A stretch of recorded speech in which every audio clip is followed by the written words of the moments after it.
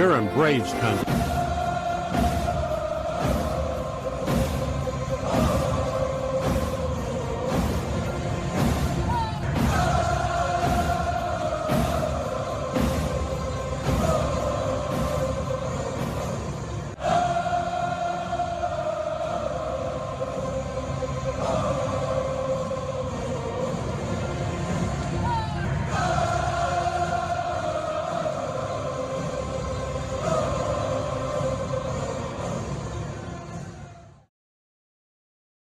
Like me, you can't smoke like me. So don't try and be like me. Let's party together. Yeah.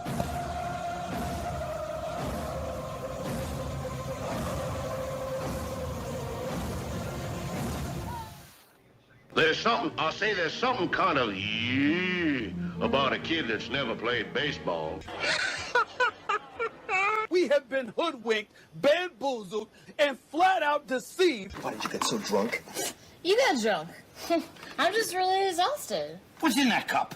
Rum and Cokes? Do you have any idea how important this is? We're trying to save the bubble. Really? This is what you're doing? This is what you're doing?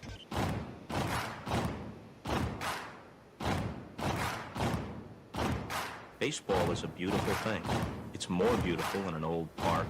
It's asymmetrical and quirky. But even in a dome with artificial turf, it's beautiful. The way the field fans out, the choreography of the sport, the pace and rhythm of it, the fact that that pace and rhythm allows for conversation and reflection and opinion and comparison. In right field, the crowd is tormenting Strawberries, singing Darryl, Darryl.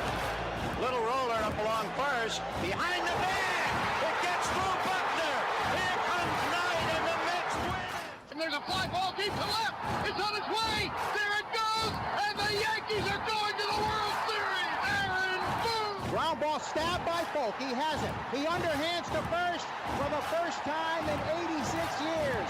The Red Sox have won baseball world championship. Can you believe it? It's a pastime, something you do. It's entertainment, something you watch. And it's a shared experience, something you talk about and read about. But you can apply those same three criteria to other things. What makes baseball special is that it's the best game that's ever been devised. Smith corks one into right down the line. It may go.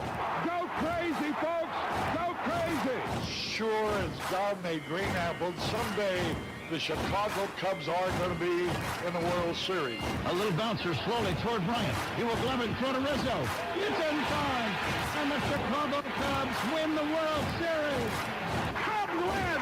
What a lucky break. The good Lord wants the Cubs to win. How can you not be romantic about baseball? If baseball is about caring, about loyalty and rivalry, Braves fans are on their feet hoping for some kind of a bleeder or a seeing-eye single. Here's the 1-2 pitch. Fastball hit high and deep down the right field line. It's going back, back, back. Is it fair? Is it zip, boom, bam, it's gone! Ram-a-lam, ding dong, a 3-run shot, and your Atlanta Braves have taken a 1-run lead. She's gone, baby! There's a very peaceful thing. It was created and played in pastures and meadows. There's grass, there's outdoors, there's everything that people thought was American and feel about America. You get in a ballpark, and it's the wonder of walking through that dark tunnel and seeing a huge open space where men play the little boy's game.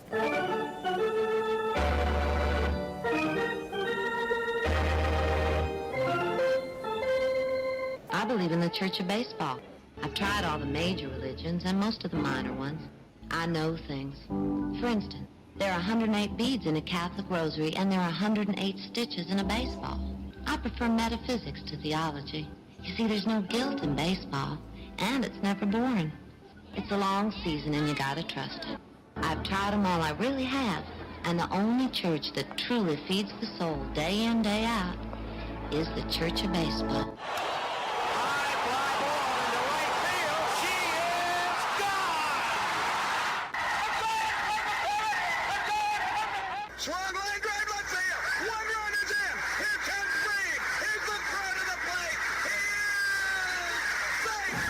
You're Braves country.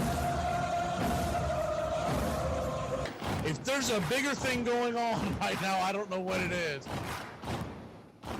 We're down to one strike here. Gurriel, the last hope for the Houston Astros.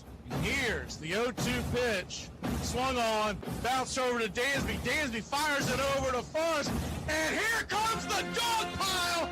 Fire the cannons in the battery. Do the chop all throughout Braves country. Pop that top. Your Atlanta Braves have won it all. Ladies and gentlemen, welcome. We direct your attention now to home plate. Please remain standing. We call your attention to our bands here today. They will be jointly directed. And now, another fixture. Our national anthem.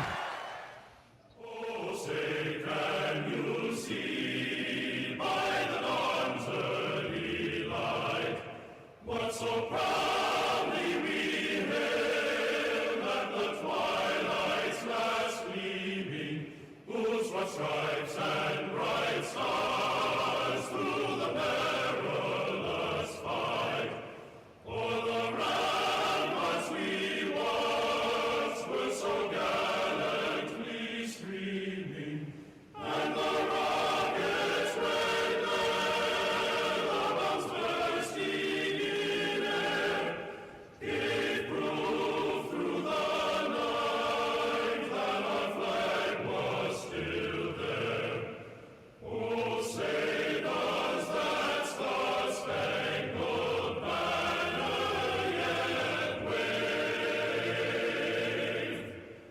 o'er the land of the free and the home of the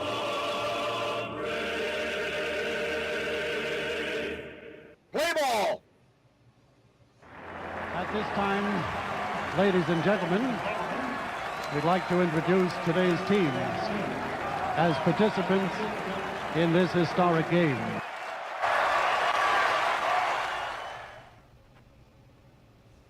Well, the season's finally here, and the players... Hey, football fans, you ready for the gridiron? Thursday and Friday mornings, the Armchair Quarterback Show returns, 9 a.m. Eastern. We'll be talking college and NFL football, the point spreads, fantasy football advice, and more. Want to catch it live? Become a Country Club member today here on Braves Country Radio. We'll make the replay available to the public later on that day, as we're being broadcasted nationwide on independent radio stations. As a member catching it live, you can ask your questions. We'll answer all. Point spread advice, player props, your fantasy football questions. It's the Armchair Quarterback Show, Thursday and Friday mornings this fall here on Braves Country Radio. The armchair quarterback, he's full of beer and he's full of snacks.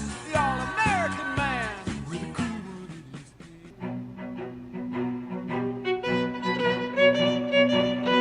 Hey, Braves Country, Mac McGee here for American Rebel Beer. From the mountains to the prairies to your pint glass with white foam, we're bringing back beer with a backbone. All that matters in our brew is taste and a touch of American excellence. American Rebel Beer, born in the USA.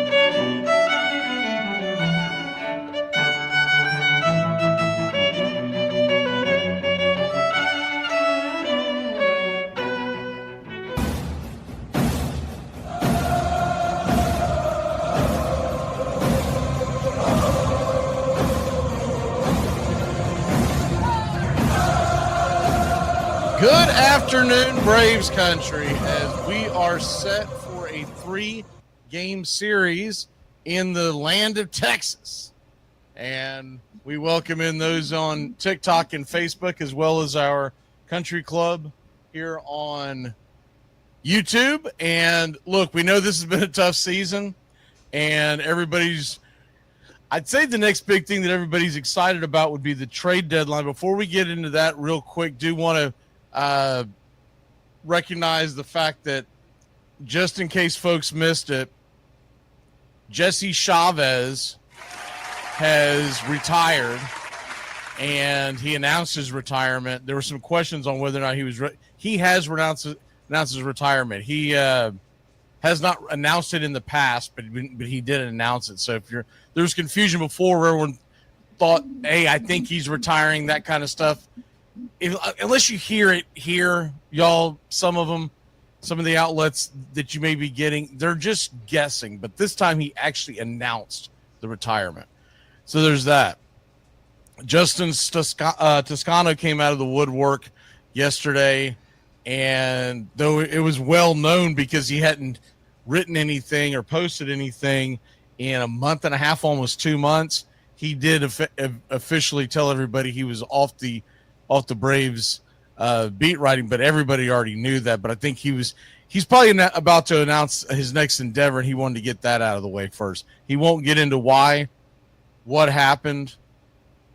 When at the end of the day, it's his business. All we know is that he is not going to be on the Braves beat anymore, and it's a shame because they're dropping like flies. And so with all that being said, I don't know where they're going from this, but I know a lot of folks are dropping from the AJC, and then you got guys like DOB who are on The Athletic. But take that for what it's worth, because I don't think they pay his expenses to do anything. So he's doing all his stuff from home. He goes to the park when the games are at home, but he's not flying with the team. You don't really have anybody that actually travels with the team anymore. Not consistently. You'll see him pop up here and there, but not consistently. And so it sucks, because this is one of the worst seasons in the Braves in very recent memory, and it's definitely the worst season since we started our playoff run in 2018. And so with all that being said, fans are craving to know what's going on, and we're just not getting the type of insight that you got in the past. And we try to do the best that we can here, but obviously we don't have this huge payroll where you can send guys out and gals out to go interview. So we're kind of at there are nights now where they don't even do post-game interviews, and there's no rhyme or reason. You just realize if they're on the road, it's a crapshoot. I'd say we're going to get some this weekend because Texas, everybody likes to go to Dallas. Even with that being said, who knows how deep it'll be. But anyways, we'll move on from that. Jesse Chavez retired. Justin Toscano officially announces that he's gone from the Braves beat writing. And I always thought he did a great job, but I also knew that his loyalty was never there, because before he was with the Braves, he was with the New York Mets. So he's kind of a hired gun. He goes wherever he goes. But I liked his content okay, but you're not getting it from a true Braves guy, because he would constantly reference stuff that he did in New York, and I'm like, dude, turn the page, because he was with the Braves for a few years. Anyways, wish him well. I don't even know if he's going in the baseball direction. He could be becoming a beat writer for a totally different sport. Other things that are going on. The trade deadline is coming up, and some of the rumors that are out there for the Atlanta Braves is, number one, came across this morning or yesterday. Anyways, not important. I came across this, and there were a couple of things. First of all, there's some DFAs that the Braves may take a poke at just to fill innings for the rest of the year. And one of the guys that I would suggest would be like Eric Fetty. He was DFA'd by the Cardinals. He's not great, but he's a guy that can go out there and eat you innings. The Cardinals are trying to make the playoffs, and they DFA'd him late on Wednesday. Probably not likely that the Braves are going to get him, because it could be even a team lower on the pecking order that wants Fetty to eat innings. He could be out there for a small price. One of the more interesting guys that people have talked about possibly being in the trade market, and this is because the Oakland Athletics are not in the playoff picture this year, and they don't expect to be in the playoff picture for the next couple of years. And this guy will not be a free agent until 2029. He is from Sumter, South Carolina. That's always when they get the most attention, are the people who grew up in Braves country. Guy pitched for the Citadel. But more importantly, on my end, I don't care where they grew up at. I don't care who they pitched for in college. It's always interesting when it happens that it's a homegrown guy. J.P. Sears is getting interest, and he's an innings eater. He's a lefty, And at times he looks phenomenal. And he's a guy that right now, if you're talking about if the entire Braves staff was healthy, where would he be? And I'm not counting A.J. Smith-Shawver because he won't be back until 2027. And who the hell knows what he'll be when he gets there. I'm talking about guys that in 2026, where would he be? He'd be a number 5. But you could see him developing up as high as a number 4. A number 3. He could definitely be a number 4. Because when you talk about the assumption that next year you're going to have Strider, Sale, and Schwellenbach, those are obviously the 1, 2, 3s. J.P. Sears has the talent to work himself in as a number 4. But more importantly, he's going to give you depth. He's going to give you depth. He's arbitration eligible next season, but he is not a free agent until 2029. So I think he is an interesting addition the Braves could go after. He's not really a guy that someone who's going for the playoffs is going to be pushing a lot of chips in. He's more of a guy that someone who's thinking of, how can we do this for next year? And there are small trades like this that happen at the deadline. They always get glossed over because everybody's focusing on what the folks who are making a run for it, what are they doing? But there are always these little moves, and he is definitely an option. Another option, this one comes from Hector Gomez, and it's pretty interesting.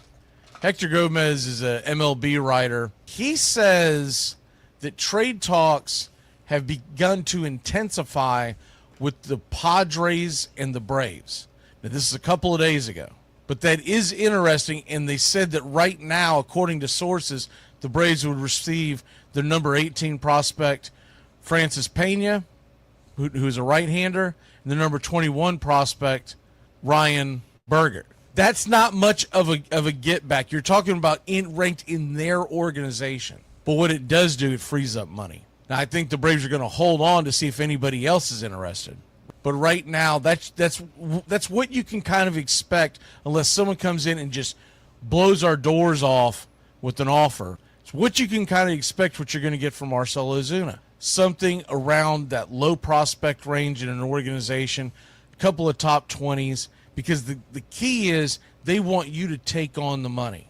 Now, if the Braves are willing to pay the rest of his freight, they can get much more back. But they're probably clipping coupons at this point. I found that pretty interesting on the Padres checking in on Marcell Ozuna. Now, here's another one, and this is speculation. Lopez as well, Gary. I don't want to assume Raylo. You were asking about the rotation for next year because they've been very cryptic about his return. I would hope that Ronaldo Lopez is ready for the beginning of the 2026 season, but it's not a gimme. Sale is going to be ready, assuming he doesn't have another injury, obviously, with all these guys. Strider should be ready. Schwellenbach should be ready. But when you talk about a shoulder surgery, you're talking about there's a lot of things that go. And I don't even know, and I'm kind of glad you brought this up, Gary. The thing about Ronaldo Lopez, they may go to him and say, look, man, we don't know if we can rely on enough innings from you as a starter. Ronaldo Lopez would be a perfect for the Braves because he's got that kind of stuff. And I think he's got that kind of mentality. And he's done it in the past with different teams that he's played for. So that's one of the reasons why I'm kind of hesitant to throw Raylo into any kind of talks. I mean, we haven't even seen him this year in the regular season. And he had a shoulder surgery in July, late June, early July. Why in the world they waited? I think they were hoping that we would be in the mix and that would allow him to heal, and hopefully he would be ready to start ramping up around this time and come back sometime in August. But that's not what happened. They let him sit for a few months. There was no real progress. So he had a shoulder surgery very recently. With that being said, I can't guarantee you he's going to be there at the beginning of the spring. And I also can't guarantee that he's not going to be a part of the bullpen answer because they're going to need a closer next year. Iglesias is gone. They're not going to re-sign him. And it's kind of like when you lost Kenley Jansen. Could the Braves do something? It's a little different because when Kenley Jansen was coming to the end, the Braves made a trade for Iglesias for a closer with control over the next several years. But the Braves were in the mix at the time. We're out of the mix, so I don't even know if they're going to worry about addressing a closer at this point, unless they can pull off one hell of a deal like a Mason Miller type, but those are pipe dreams. I'm talking about what's real. There's another one, and this one to me is pretty interesting. I have my doubts that we're actually in it. The only reason why I think we could be is because they mentioned 2 teams in the Nationals division. And typically, you don't see a lot of trades in division. One of the more interesting names that is out there on the market is 26-year-old left-hander McKenzie Gore. And he's having his best season. I mean, it's not even close. It's by far his best season as a pro. But the Nationals are in the middle of a rebuild, and they don't expect to be in the mix next year. Remember, they fired their GM and their manager. They're going to be looking for new direction in the offseason. You don't know where that's taking them, and they may want to reset and now to get someone like a McKenzie Gore, we're talking about giving up one of our top prospects, someone that they can develop but has a much longer timeline before he's in the majors. McKenzie Gore, he has, 3 years left, I believe? So McKenzie Gore is a guy that, in all interesting, okay, he's a free agent in 2028. Yes, I was right. So, yeah, you'd have him for the rest of this year, but you probably wouldn't put a lot of innings on him because you want to keep him fresh. You'd have him for 2026, 2027, and 2028. He's not a free agent until the end of 28. So you're talking about the rest of this year and 3 more years for a guy who's a southpaw, and those are hard to come by. This guy was a part of the trade that brought Juan Soto to the Padres. So he's always been a big prospect, right? And he's having a pretty good year so far. I'm going to pull up his stats here in a second to give you an idea. Right now, McKenzie Gore of the Washington Nationals, you can't look at his win-loss record because they're the Nationals. Their bullpen's been terrible, and they get spotty offensive performances. But his ERA is 3.59, and that's not nothing. And you're also talking about a guy who's thrown 112 innings this year, has 140 strikeouts. That's a high strikeout rate.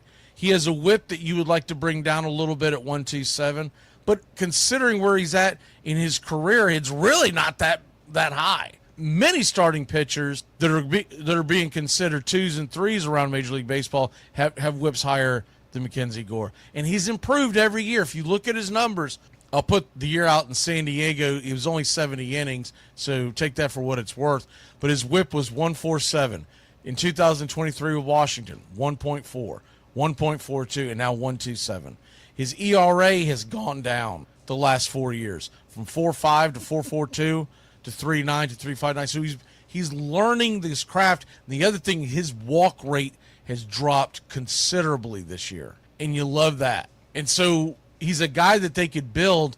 And you ask me what McKenzie Gore is next year, he's your number 4. But what is McKenzie Gore in 2027, 2028? You could look at McKenzie Gore as easily your 3 and maybe your 2, depending on how he matures. And it could reset a lot of things. But if we make a trade for him, let's be honest, it's not going to be the scrubs at the bottom of the pile. I mean, we're talking about giving up a real prospect. Someone like a Hurston Waldrop that Washington may feel like that they can develop all next year and have him ready to hit the scene the following year, whereas the Braves are looking for something, because everything that's been rumored with the Braves as far as moves like this and the JP Sears moves, it all tells you one thing: they're not cashing in their chips for next year. They're looking to compete next year, as they should, because they've still got a very talented core. A lot of their guys just didn't play well this year. Sometimes that happens. It's very rare that you get multiple guys have the worst season of their career. But that's what we saw in the likes of Ozzie Albies and Michael Harris. It is what it is. They've had terrible seasons. And let's be honest, Austin Riley hasn't had a great season. He's had a good season for an okay player, a really good season for a blah player, but Austin Riley caliber, it's below average. He's on pace to maybe hit 24, 25 home runs. Maybe. And that's assuming health, and we know he's been banged up along the way, but typically Austin Riley's a guy you're penciling in for 30 to 40 home runs, and you're assuming closer to the 40 end. His batting average has been solid. Can't tear him up on that, but all in all, Riley hasn't had a great year per se. And I think next year you're going to get a lot more out of a Sean Murphy and a Drake Baldwin if they're consistently playing, if they're always in the lineup. You're going to see those numbers, because we look at their numbers now, but we forget that for over half the year, they were not getting regular at-bats. They were getting maybe 10 to 12 at-bats a week. And so what it looks like, unless they make another move, it looks like you're talking about a designated hitter role next year that's going to be split between the two. And I do believe with the Sandy Leon move the other day, you're going to get a more talented version of that, but that's who you're going to get as your backup catcher. Someone that you don't need to go to it's going to be a veteran. Before people start saying Travis d'Arnaud, he's still under contract, so they'd have to make a trade. And I don't know if that's possible because Washington really values Travis d'Arnaud, so there's that. Travis d'Arnaud would be a perfect type to be that number 3 catcher because he'd be a guy that didn't have to get every day at bats and would still be a part of. You got to realize something. When you have a catcher room, the catchers that you have, they're in there day in and day out, breaking down film and also going over game plans of who they want to go with. Travis d'Arnaud would be a perfect addition. Do they do something that would be old school as hell, which would be a player manager? You could have Travis d'Arnaud as a player manager, and that would be phenomenal. That's pie in the sky. I don't think that's happening. You never know. And Travis d'Arnaud, if he's offered the job as the manager, he could step down, retire as a player, and go manage, but then that takes him off the table as a player manager. Your backup catcher in 2026 is going to be a guy that's long in the tooth, but doesn't have to have every day at bats because you're not worried about developing him. Because you couldn't do that with Drake Baldwin this year. You simply couldn't. If you had Drake Baldwin, let's say you thought that Sean Murphy was the much better hitter, which we know he's not, but let's say that was your opinion. And you said, you know what, this year Sean Murphy, he's going to go out and catch 5 out of 6 games every week. And Drake's just going to get, well, then they would never have had Drake up to begin with because they would have him in the minor league seating every day at bats. And that's kind of what you're going to see going forward. Assuming that they go with the idea, and I like the plan, going with those two as your catchers and having that third catcher off the bench he's an emergency guy. If someone gets injured, you don't lose the DH. But McKenzie Gore, if you're asking me who I would much rather have, it's McKenzie Gore. The question is, what are you getting? What are you having to give up? And I'm okay with giving up a Hurston Waldrop. If that means we're going to have Gore for 3 seasons, I'm fine with it. Gore's not a slam dunk. We don't know for sure that he's going to make it in the majors. He's extremely iffy right now. There's a couple I wouldn't want to touch, but I don't have a problem with that. But the McKenzie Gore thing, to me, is the most interesting one. And, of course, we don't want to jump off of here today without talking about the loss of Hulk Hogan. There's a lot of pro wrestling fans out there that grew up on Hulk Hogan. And most people know I don't watch wrestling. But 2 things can be true. I can know that pro wrestling's terrible and it's stupid, but that also Hulk Hogan is a cultural icon. And, I mean, growing up in the 80s, you didn't even have to be a wrestling fan to know who Hulk Hogan was. And he continued that. We've lost 3 cultural icons from the 1980s this week. It started with Jamel Malcolm Warner, the guy that played Theo off the Cosby in the 80s. One of the more, I know what Bill did was terrible, but that show, everybody knows those characters because they were in your living room every night. And then you went to Ozzy Osbourne. And speaking of Ozzy Osbourne, Chipper Jones did a pretty cool salute to him on X if you get a chance to watch it. And speaking of Chipper Jones, before I forget, they announced that Chipper Jones Baseball Stadium is being named here in Jacksonville, Florida at Bowles High School.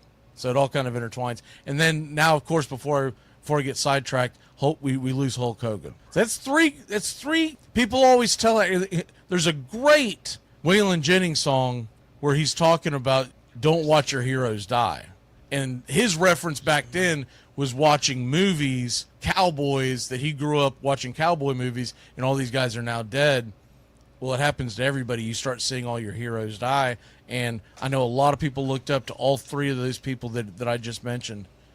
And I was not a big Ozzy fan. His music was good, but it just wasn't my genre. I wasn't a Hulk Hogan fan because I didn't watch wrestling, but I knew who the hell he was. and he was a cultural icon.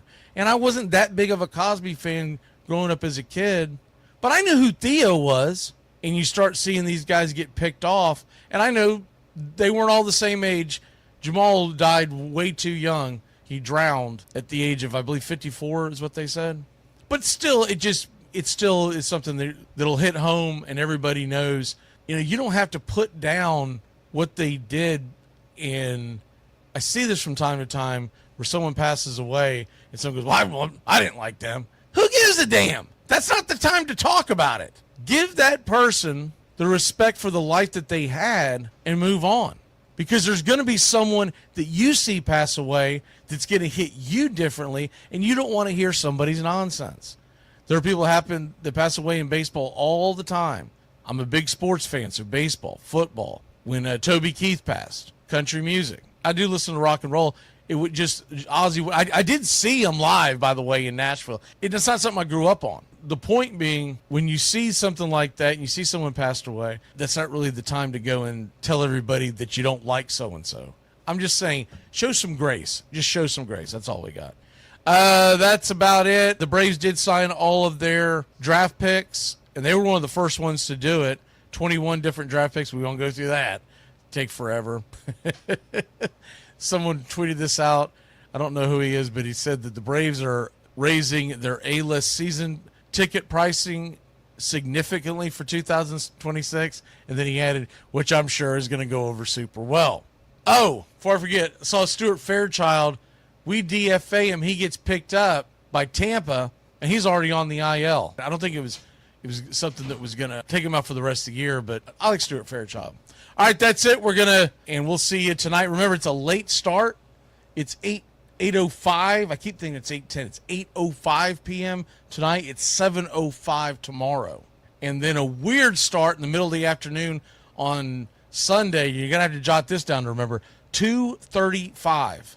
That's just when Texas plays their games. I think we're not the Fox game of the week tomorrow night. They start those games earlier in case there's a rain out. So that's why. But none of these things are on national TV. So there you go. All right, y'all have a great one. And you Hulkamania Hulksters, I can totally understand why that was a crushing loss, because he was an icon.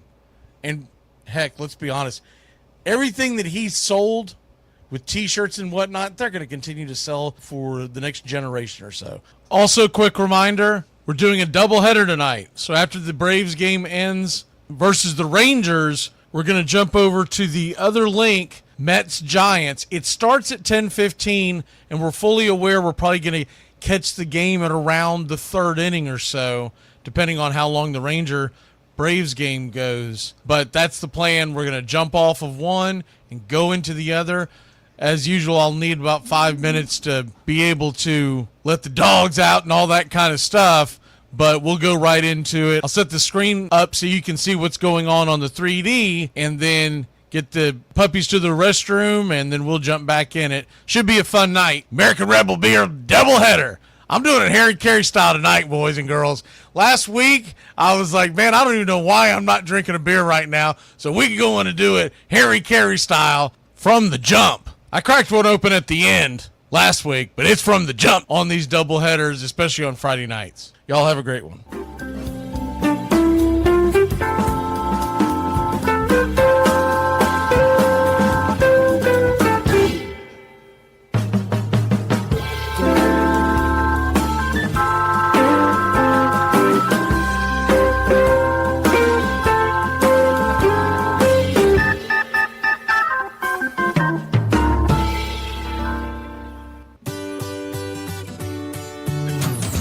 Braves Country, Mac McGee here for American Rebel Beer, America's patriotic light lager, all natural ingredients. Stand tall, be proud. The perfect beer to celebrate life, liberty, and your pursuit of the American dream. America's patriotic light lager, offering a crisp, clean, bold taste. Perfect beer to celebrate life, liberty, and your pursuit of the American dream. A beer with only 110 calories that tastes like a full-flavored beer and celebrates like freedom. Well, the season's finally here, and the players Hey, football fans, you ready for the gridiron? Thursday and Friday mornings, the Armchair Quarterback Show returns, 9 a.m. Eastern. We'll be talking college and NFL football, the point spreads, fantasy football advice, and more. Want to catch it live? Become a Country Club member today here on Braves Country Radio. We'll make the replay available to the public later on that day as we're being broadcasted nationwide on independent radio stations. As a member catching it live, you can ask your questions. We'll answer all. Point spread advice, player props, your fantasy football questions. It's the Armchair Quarterback Show, Thursday and Friday mornings this fall here on Braves Country Radio. The armchair quarterback, he's full of beer and he's full of snacks. The all-American man.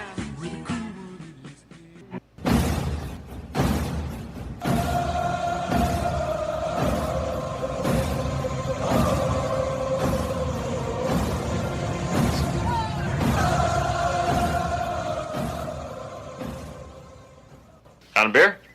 7 o'clock in the morning. Scotch?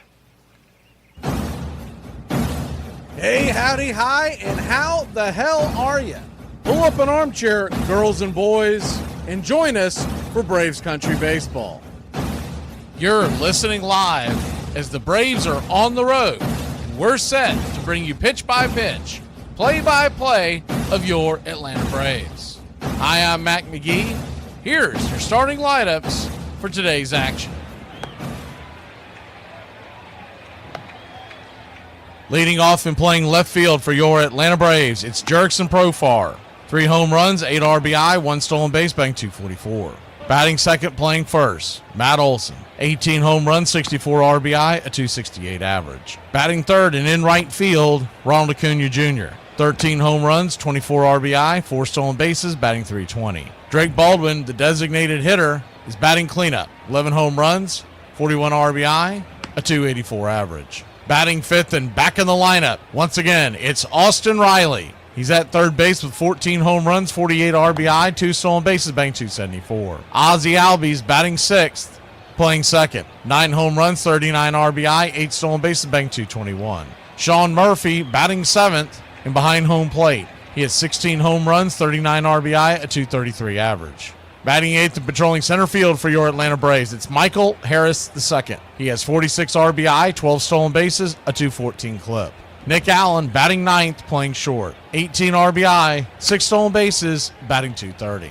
On the mound for your Atlanta Braves, it's Joey Wentz. The southpaw is 2-1 with a 5.71 ERA and a 1.61 whip. 41 innings, 44 hits allowed, 36 strikeouts, 22 walks, 5 home runs served. 2 starts with your Atlanta Braves. Joey Wentz has gone 7 innings, no earned runs, 2 hits, 2 walks, and 8 strikeouts. A big difference since being acquired from Minnesota. Joey Wentz will be going head-to-head with Nathan Eovaldi, one of the best right-handers in the game. A 7-3 record and a 1.58 ERA. A 0.85 whip, 91 innings, 94 strikeouts, only 14 walks allowed. 63 hits and 5 home runs served. Leading off for the Texas Rangers, the designated hitter, Sam Haggerty. 2 home runs, 11 RBI, 9 stolen bases, batting .250. Corey Seager batting second, playing short. 15 home runs, 38 RBI, 1 stolen base, batting .275. Marcus Semien is batting third, playing second.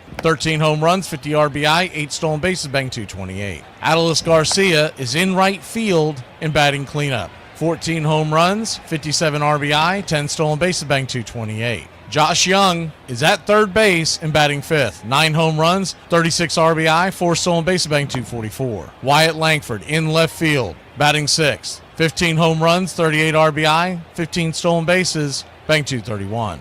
Jonah Heim behind home plate and batting seventh. 8 home runs, 29 RBI, 3 stolen bases, batting .219. And Josh Smith is batting eighth and playing first. He has 8 home runs and 25 RBI, 9 stolen bases, batting .275. Batting ninth and in center field for the Texas Rangers, it's Michael Hellman. The mayonnaise man is 1 for 9 with 1 home run, 4 RBI, 1 stolen base. Calling balls and strikes behind home plate tonight, it's Brian Onora. Your first base umpire, Mike Estabrook. Second base will be manned by Laz Diaz, and down the third base line, it's Eric Backus. Game time temperatures tonight in Dallas, Texas, 97 degrees with the wind blowing out to right at 9 miles an hour. Expect the roof to be closed. Your Atlanta Braves come in plus 133 on the money line. The over-under is 8. Our pick to click tonight, we'll go with Ronald Acuna Jr. He's 2 for 7 lifetime versus tonight's tough starter, but he does have a home run. Everybody else in the lineup, as you can imagine, versus Eovaldi, simply has not gotten many hits. And for whatever reason, Ozzie Albies batting 6th above Sean Murphy. He's 0 for 8 versus Eovaldi, so that's not the reason. They continue to spit the bit when it comes to putting together this lineup that's mostly generated from the boys upstairs. We'll take your Atlanta Braves to win a low-scoring affair. We're not going to get many runs off of Eovaldi unless the C's part. Give me your Atlanta Braves 3, Texas 2. American Rebel Beer, keys to the game tonight. It's going to be all about keeping Texas off the scoreboard. I don't think we're going to score many runs. Nobody thinks they're going to score many runs. The lines out in Vegas, they're all small. So knowing that, you have to try to get into that Texas Ranger bullpen and hope you can crack through there. But this Braves offense still has that talent. They can hit them out. If they get into 1, maybe even 2, get a small cushion, the back of our bullpen is completely rested. And Texas, on the other hand, Wentz is just one of many that we're going to see tonight in the lineup coming out of the bullpen. You hope to get Joey Wentz 4, maybe even 5 innings in a perfect world, and then piggyback him. They could go a number of different ways. It'll really be dictated by the score.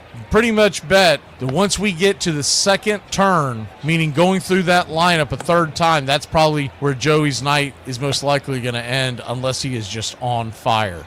Make the smart plays, the solid defensive plays, no errors, don't give the free bases, and the Braves can sneak out of here with the victory. It's the toughest matchup of this entire weekend series. We didn't really get a chance to go over it earlier on Braves Country today, so we'll take a quick peek now. Tomorrow night's game, it's Grant Holmes versus Kumar Rocker. That's Advantage Atlanta in the pitching department. And then Elder versus Leiter on Sunday. That's a toss-up.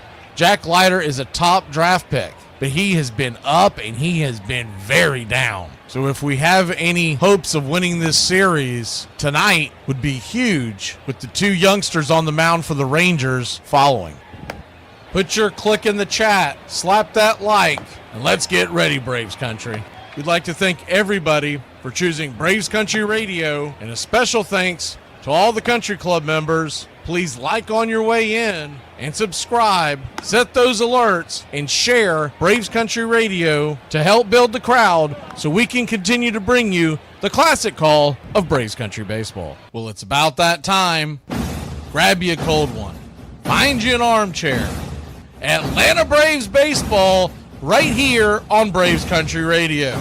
Your modern-day superstation is in its 5th season of bringing you pitch-by-pitch, play-by-play of your Atlanta Braves and our one-of-a-kind production. Take us anywhere you go for over 170 Atlanta Braves ball games. Please like and subscribe today. Join the Country Club. Thank you to all the Country Club members. You help support Braves Country Radio. Get this bus moving. Stop. Come back. Too late. Roll call! Yeah, roll call! You're in Braves Country.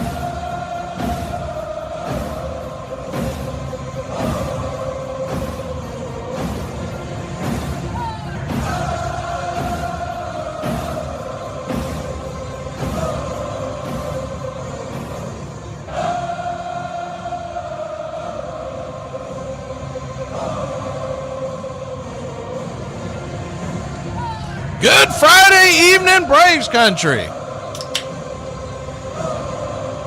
Hope you're having a good one.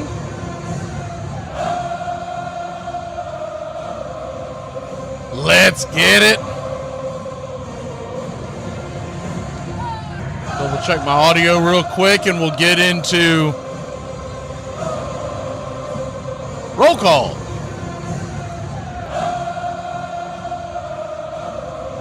Hey, thank you, Uncle Charlie. Already going in and hitting the... Appreciate the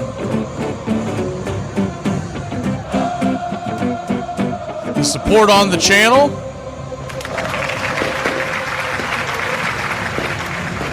All right, let's see who we got here. Obviously, we got Uncle Charlie Fritz in here tonight.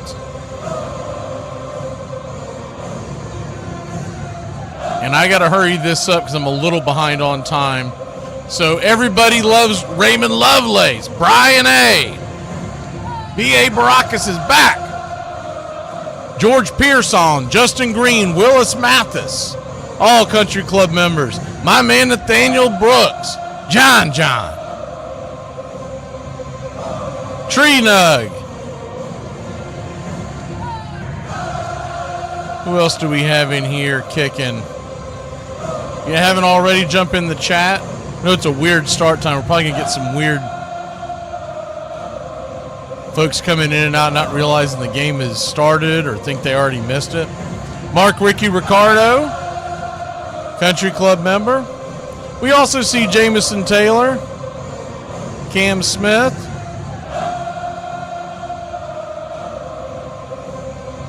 I'm assuming we got Heisman Trophy winner George Rogers in here tonight. I see Gary Horniak. Every time I see that last name, I always think of Hornacek that played for the Jazz in the 90s alongside John Stockton. Kay's in here tonight. Nate the Great.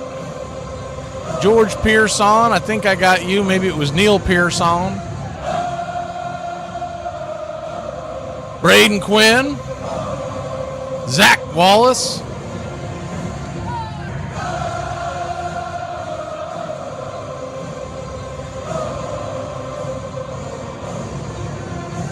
And I think that's about it. If I miss anybody, jump in the chat. Screen started jumping on me again. Miriam, I see you. Nathaniel Harlow.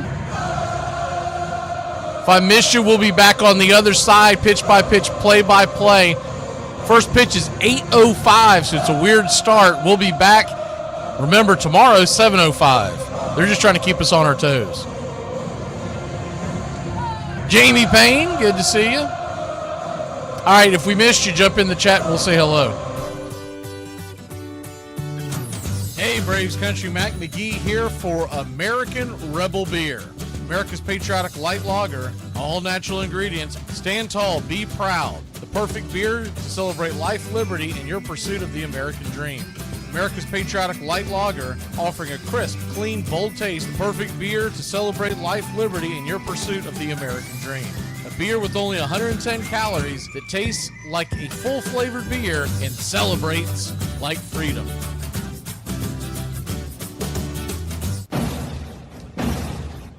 Hey, Braves Country, this is Mac McGee with Braves Country Radio. We are bringing you pitch by pitch, play by play of your Atlanta Braves all year long. Join the Country Club today. Help support Braves Country Radio. Join the Country Club today. It helps us bring you more of the game we all love. Braves Country Radio, your home for the classic call of Braves Country Baseball.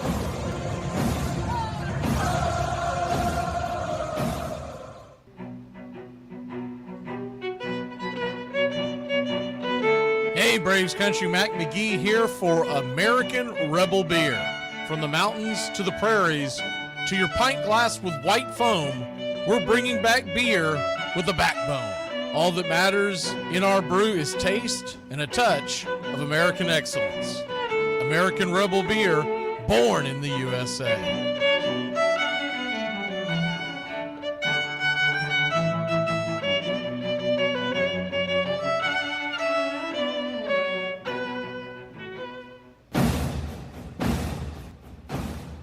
Ladies and gentlemen, we interrupt our program of dance music to bring you a special bulletin from the radio news. Sit quietly and we will control all that you see and hear. There is nothing wrong. You are about to participate in a great adventure. You are about to experience the awe and mystery. You unlock this door with the key of imagination.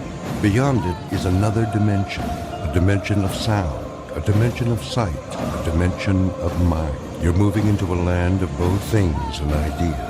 You've just crossed over into Adventures in Time and Space. We offer you Braves Country Radio, your home for the classic call of Braves Country Baseball. Hi, folks. Join us now for another Braves ball game. Yes, sir. This is the one we've been waiting for. This is it. This makes you feel like it's spring and baseball. No more measles and free tickets to the circus. You're in Braves country.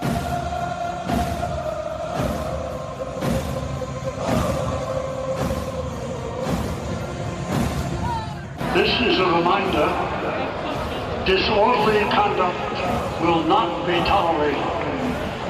Please respect your fellow fan and refrain from any unruly behavior. Failure to comply with these guidelines will result in ejection.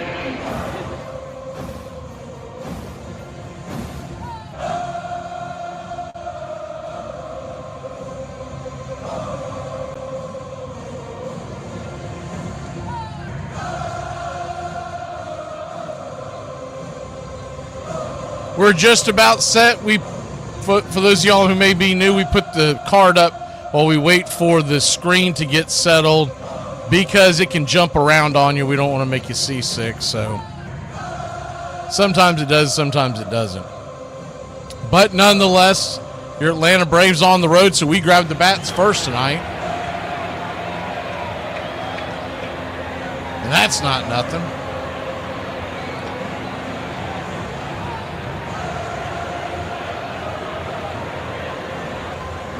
Atlanta Braves taking on the Texas Rangers. We've got Wentz and they've got Eovaldi. So they definitely had the pitching matchup tonight. But Wentz has pitched much better since he's been with the Atlanta Braves.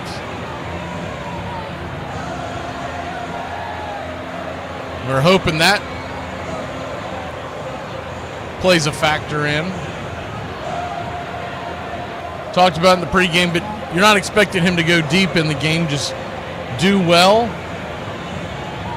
And maybe we can squeak one out.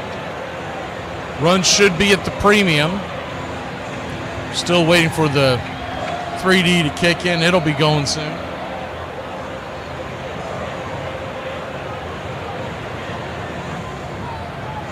Who was it? Did I miss Tree Nug? Good to see you, Tree Nug. I think I got Willis Mathis, and I know I got Mark Ricky Ricardo. Jamie Payne. Jamie bring the pain. I think Jamie was asking about trades or have been trades. I've traded my good health for covering this team this year. Atlanta Braves are wearing their road grays. Atlanta across the chest, gray top to bottom. Atlanta in red across the chest with the tomahawk underneath, all outlined in navy with the tomahawk striped in gold. Same thing with the numerals on the back, red and navy, and navy names on the back. Navy ball cap, the white A, representing the city of Atlanta. And there's a bit of a delay, not really sure what it is. I think they're having some kind of a presentation.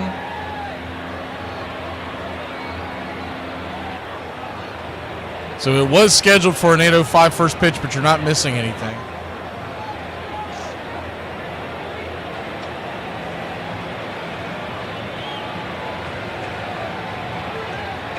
I don't know if y'all saw it earlier or not, but Padres and Cardinals had a benches clearing incident. It wasn't a brawl, but they're on the two of them are at each other's throats. We'll see what happens this weekend. They've had dust-ups in the past, and Contreras was hit by a pitch, and as he headed to first base, the pitcher said something to him.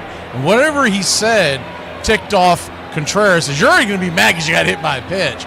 He said something to ignite it, and both bullpens emptied. I don't believe there were any actual fisticuffs.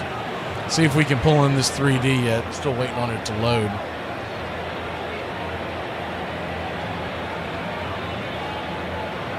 Nah, it's still not loading yet, but it is coming. And there, like I said, there's a bit of a delay. Not sure what the delay is. Looks like Texas is wearing a City Connect uniform. Blue pants, white stripe. Kind of an eggshell or off-white jersey with TX across the right chest. The numbers in red across the left. The TX is in navy. navy ball capping that same TX. I don't know if that's supposed to represent something the way they had the TX written. Don't really care either, but I'm just letting you know what they're wearing. It is a City Connect. It's not, I wouldn't say it's the worst one, but the combo's a little strange. I feel like they should have went with the different colored pants if they're going to run with those jerseys. But anyways, that's their City Connect. We don't realize it. We dodged a major bullet with our City Connects. Most of those City Connects are awful. And it looks like we have got showtime. As dusting off the home plate is your home plate umpire. If you missed the intro, that's Brian Honora. We are just about set for pitch-by-pitch, play-by-play of your Atlanta Braves. It was set for 7:05, so you're not going crazy. But for some reason, they're about 4 or 5 minutes behind. Jurickson Profar digs into the box. Eovaldi is done with his final warm-up tosses. Righty-lefty matchup as Eovaldi peers in. And yes, sir, it is baseball time in Braves country. First pitch on the way is a 94-mile-an-hour fastball. High and out of the zone, it's 1-0. The defense is playing back and to the right. And what you'll see with that Texas Ranger defense tonight is the 1-0. Swing and a miss over the top. 1-1. 1-1 count.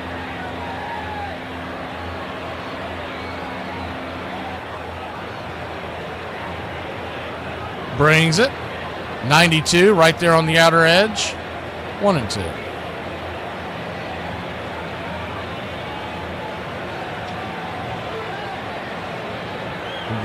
Profar hitting 244 on the year, 3 home runs. The pitch. Swing and a miss, strike 3. And Profar just watches it dribble away, does not attempt to run to first. 1 down. That's not what you like. Lack of hustle straight out the box.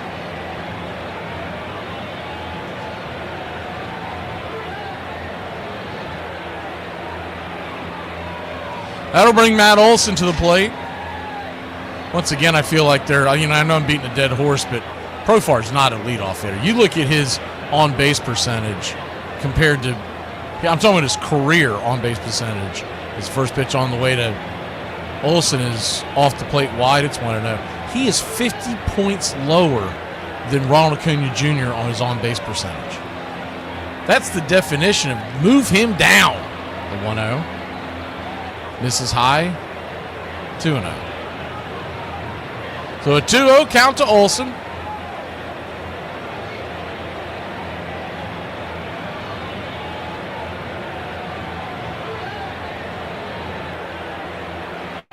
The 2-0 pitch.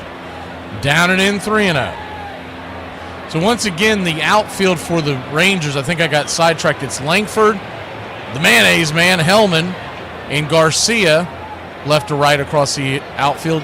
Young, Seager, Simeon, and Smith in the infield with Heim behind the plate. Eovaldi on the mound. The 3-0 pitch. Outside wide. Ball 4. There was a delay there by Olson. Not sure why, but he's going to head on down to first. I don't know if he misunderstood the home plate umpire, but he'll head on down to first. We got our first base runner of the game. And with guys like this, you got to get to him early. This is Ice House. Ice House. Smooth as it gets. First pitch on the way to Ronald Acuna Jr. is swung on. That ball's roasted through the infield. That's through for a base hit. And we got runners on first and second. 1 out. Bravo. We'll pull the screen back so you can see any kind of movement on the base paths. Bravo.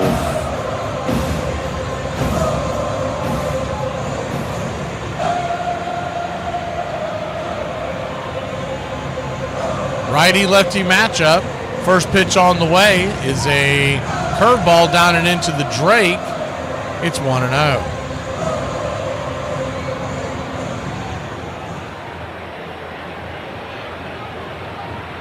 The 1-0. Brings it. outside wide. 2-0. So a 2-0 count, runners on first and second. One down. Eovaldi with the microscopic 1.58 ERA this year. So if you're going to get to him, it looks like early is the best. The 2-0 right down the pipe, 2-1. A lot of these guys that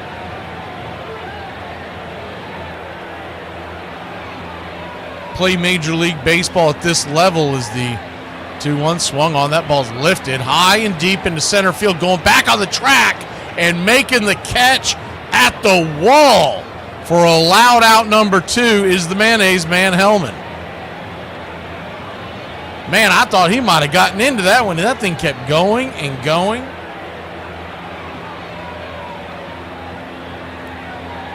He launched that thing. It was right down Main Street. But these, if you're wondering, if you're kind of new to the game, as I know some of y'all are, if you're wondering why it's easier to get to these guys early on, once they get in a groove and they get back out there, warm up the second and third time, they fix their issues. Austin Riley comes back to the plate for the first time in a long time. Four-seam fastball is outside wide. It's 1-0. Usually these veterans, if they can get through 2 innings unscathed, it's usually a long, long night. First and second, 2 out. The 1-0 to Riley. Swing, chops it over towards short, and that's going to be an easy 6-3. Seager to Smith, and that'll end the inning. Braves put a couple on, but can't get them home. We'll be back in a flash. Joey Wentz to the mound. Gentlemen, can you please explain to me what it is about the sundresses that you like so much? If any man tells her, they are banned from the council. I think I'm going to emotionally quit my job. Like, I'm still going to work there, but I just don't think I'm going to care anymore.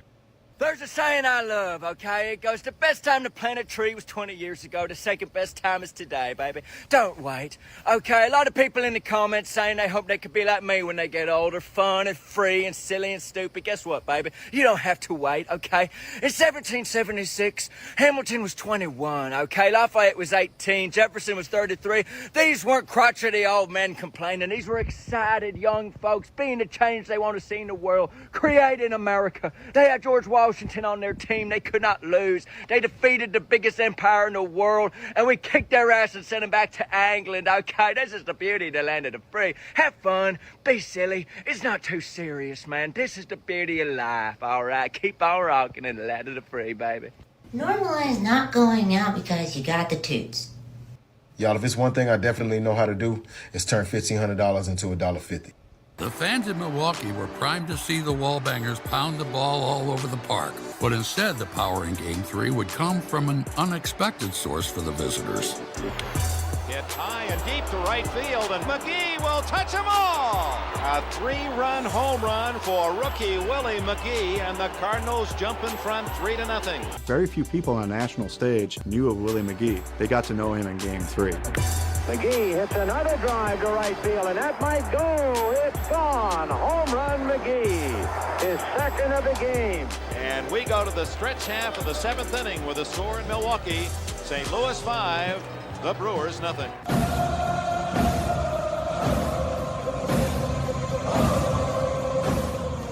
Welcome back. Joey Wentz goes to work.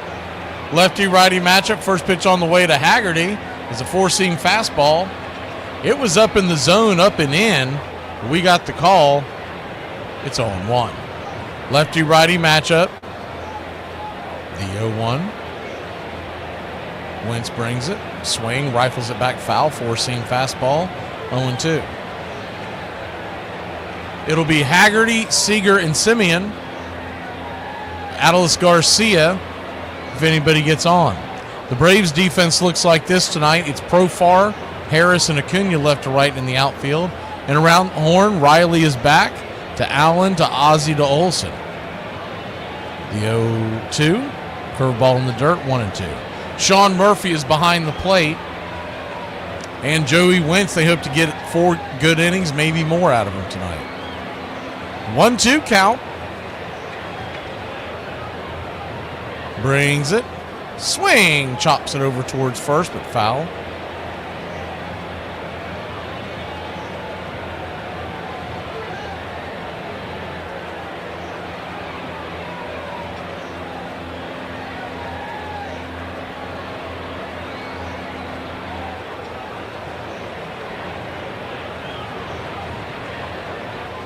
The 1-2. Wentz brings it.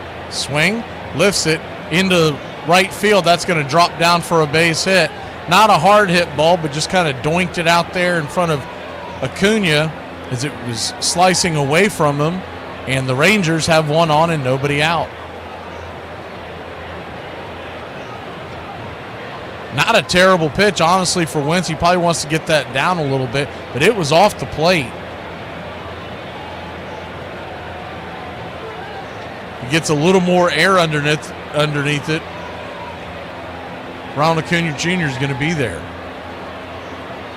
So one on, nobody out to start the game, lefty-lefty. And the dangerous bat of Corey Seager. First pitch on the way. 85 down below the knees. It's 1-0.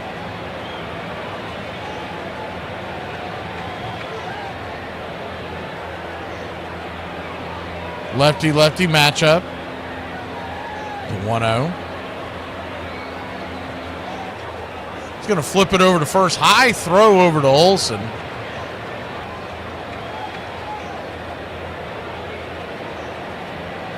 One on, nobody out. Lefty-lefty. Haggerty, the designated hitter, at first. 1-0. Swing. Fists it towards left, but that'll fly into the glove of Profar. He'll dig it out of the light blue leather and flip it into the infield. One away. If you're wondering, the move that was made makes a lot of sense in case you missed it. Austin Riley was activated.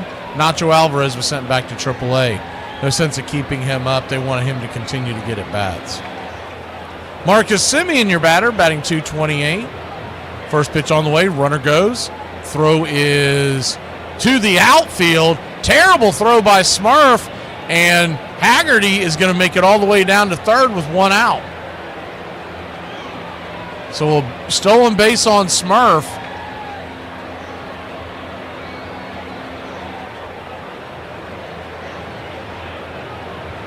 It's a bit of a tough pitch to throw to second base on. It was a bending curveball, and he had it beat by a mile. Sean Murphy probably should have just put it in his pocket, but instead you got a runner at first, one out, a 1-0 count to Semien, and the infield is drawn in. First pitch off of that is a four-seam fastball right down the pipe on the outer edge. It's 1-1.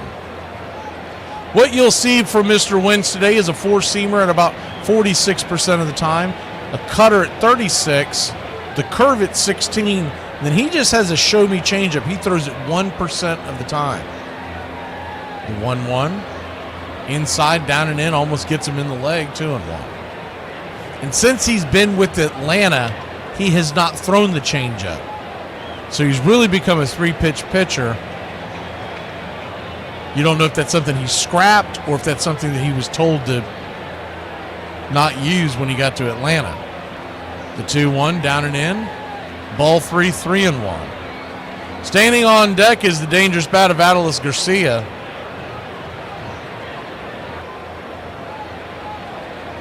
The 3-1 count. Wentz looks in and fires. Swing! That ball's lifted high and deep into left field. Going back. Making the catch is Harris as he calls off Profar at the last second. They almost collided. That was almost a disaster. Deep fly ball, so the runner from third will score. No chance of getting him, and the Texas Rangers lead it 1-0. So the error by Sean Murphy comes home to roost.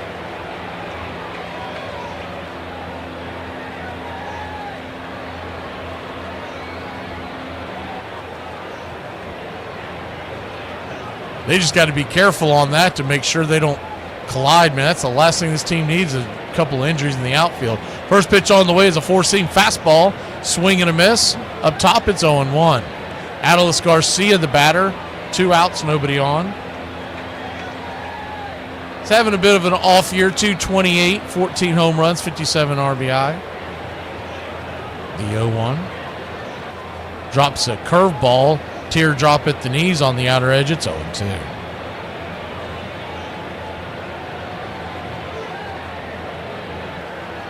It's an 0-2 count.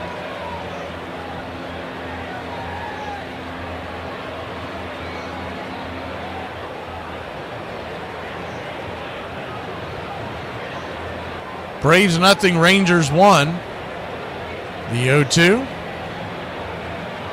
In the dirt. Curveball kicks away, 1-2.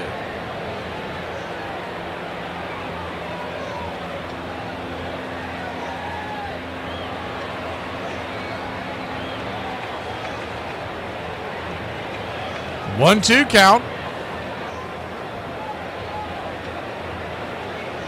Wentz. Swing and a miss, strike three. Got him with the high cheese on the inner cut, and that'll end the inning. But not for the Rangers put one on the board. We'll head to the top of the second, trailing by only one.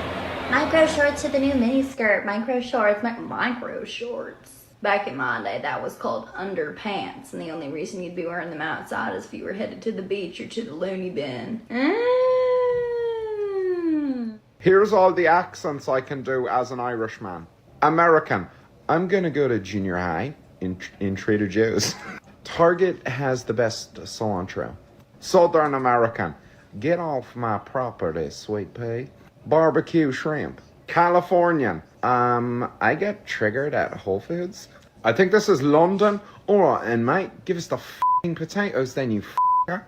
Oh, you're starving. You ain't got any f***ing potatoes left. We're gonna f***ing take them all. Use them up in the chippy. Posh English.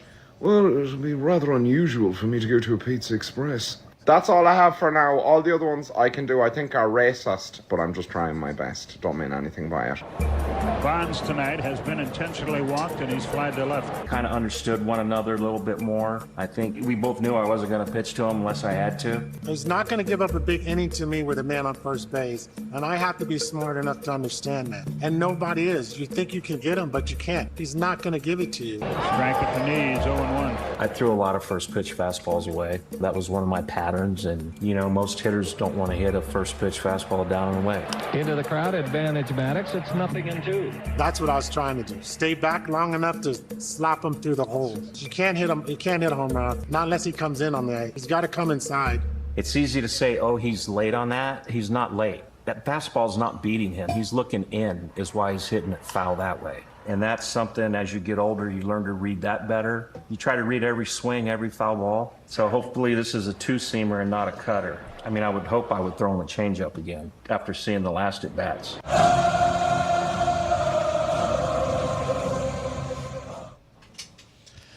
Welcome back to Braves Country Baseball. The first pitch on the way to Ozzie Albies misses his zone for a ball. It's 1-0.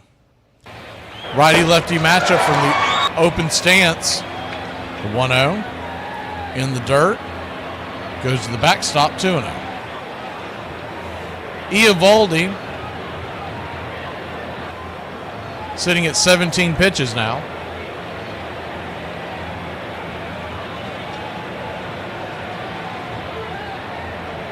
Righty-lefty.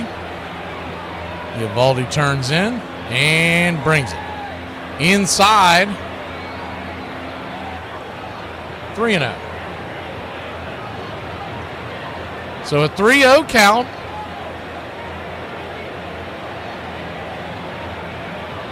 Kicks and grips. 94 right down the pipe.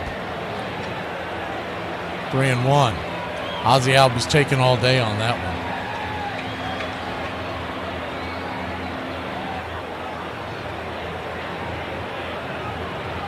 (3-1) misses. Out of the zone, ball 4, and he'll head on down to first.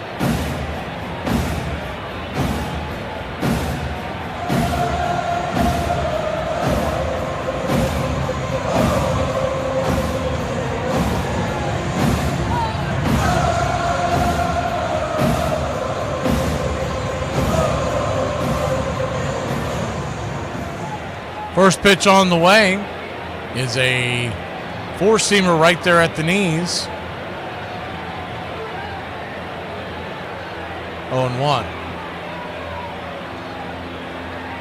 The 0-1.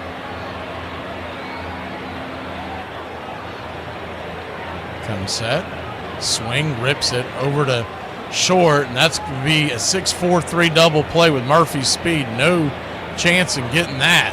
That was dialed up.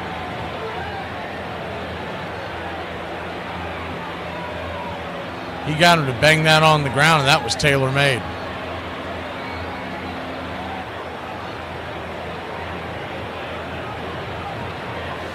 So 2 up, 2 down. That'll bring Michael Harris the second to the plate.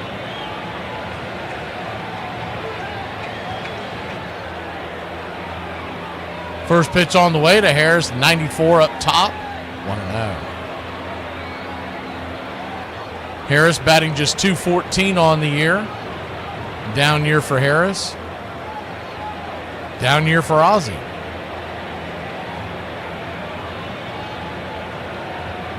Pitch on the way, swing. That ball's hit hard on the ground, but right over to second base. And Braves go down in order after the double play was secured. A 1-2-3 inning for Eovaldi and a quick one. You got to get that pitch count up. Babe Ruth was a legend. Most think he was just a power hitter, but he was more than that. He was a great hitter. He finished 6 seasons with at least 135 RBIs and 135 walks, which matches the number of those seasons by all other players combined. He is the only player in Major League history to have both pitched a shutout and recorded a multi-home run game in the World Series. His 182.6 career WAR is the best of all time. To show just how impressive this is, Ohtani produced a 9.1 total WAR pulling double duty in 2021. If he maintained that WAR for 20 consecutive seasons, he would still be 0.6 WAR short of matching Babe Ruth's WAR total. His pitching career spanned at least 10 seasons, and not a single one of those seasons did he have a losing record. He finished with at least a 210 OPS plus in 9 seasons. That's more than double the amount of any other player. And don't forget, there was nobody else you wanted on that postseason mound. In 31 postseason innings, he had a .87 ERA, which included a 29 2/3 inning World Series scoreless streak. No one is breaking his 177 run scored in 1921. Even at his peak, Barry Bonds never had 150 runs in a season. Was there anyone better than the Sultan of SWAT? Was anyone more dominant than the Great Bambino during their career?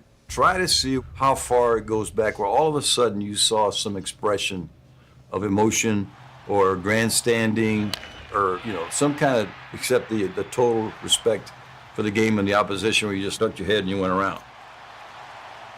I got to believe that Ricky was one of the first. Hall of Famer, big-time record breaker, sure. But never forget, Ricky Henderson was a trailblazer. It was in '79 when he broke in. I said, who is this guy? Snatching the ball out the air. Henderson back. He has it. I think a lot of that is where you're from. It's where you're from and how you came up. For those of us that had dreams of playing baseball, we could go down the street and see Ricky play a baseball game, man. I don't know how to say it any better. He was Oakland. Braves Country Radio, your home for the classic call of Braves Country Baseball. Welcome back to Braves Country Baseball. First pitch on the way from Joey Wentz as the Braves trail 1-0, bottom of the second. It's off the plate. For a ball, it's 1-0. Josh Young, the batter, spelt J-U-N-G, lefty-righty matchup. The 1-0 is a wide strike, 1-1. We'll take it, but it was not a strike. 1-1 count. Down below the knees. Did he go around? They said he did not. First base umpire Mike Estabrook. We saw this umpiring crew quite a bit at the beginning of the season. We haven't seen him in a few weeks, and they are one of the lowest rated ones. The 1-1, or 2-1, fires it outside of the zone, 3-1. So a 3-1 count.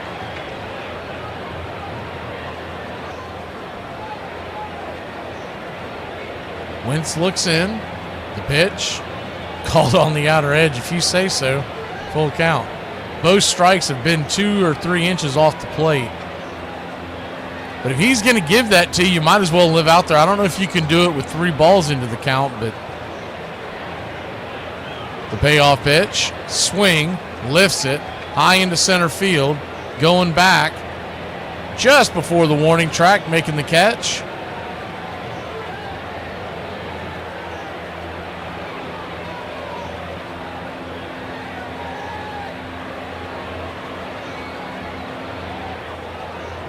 New York Yankees acquired Ryan McMahon, third baseman from the... He can actually play all the infield, but he'll be playing third base for the Yankees from the Colorado Rockies today. First pitch on the way. Swing, fouls it down the line. Out of play. It's 0-1. Landon Roop was placed on the IL. We just saw him against San Francisco. Elbow inflammation. The 0-1. Kicks and fires. 94 on the outer edge. Called for a ball this time. 1-1.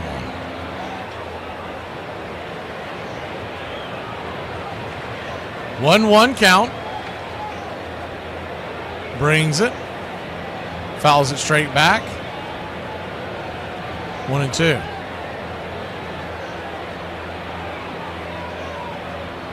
Guardians and Royals have been postponed.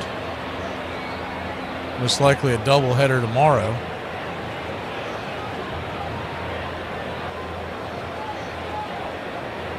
The 1-2 from Wentz. Swing, bangs it foul down the line.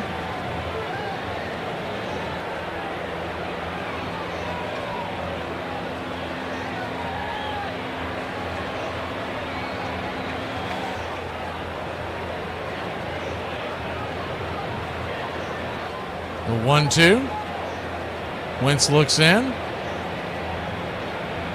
Swing and a miss, strike three. Ball gets away. Murphy's just kind of dawdling over there. Got to get on it. He'll finally fire down to first, and he just gets him.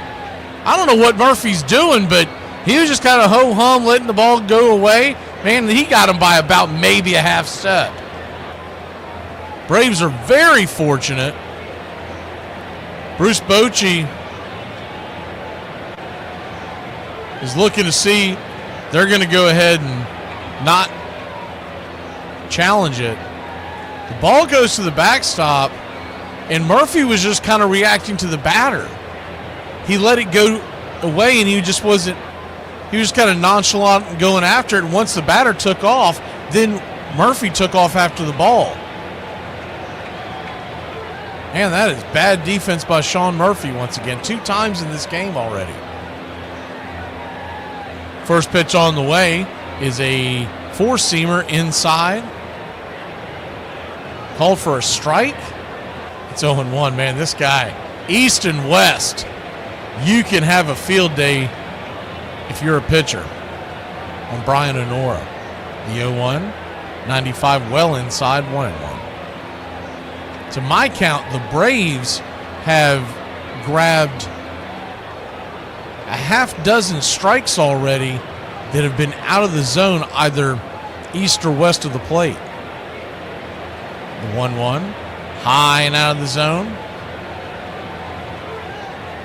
2-1. 2-1 count.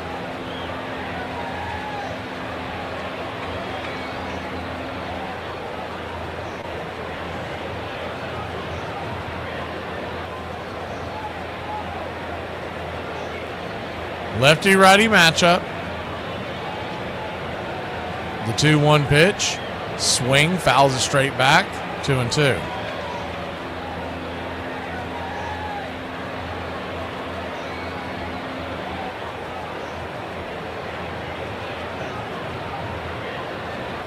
The 2-2. Jonah Heim, 8 home runs on the year. Swing, lifts it into left field. That ball is going deep, going back, and she is gone.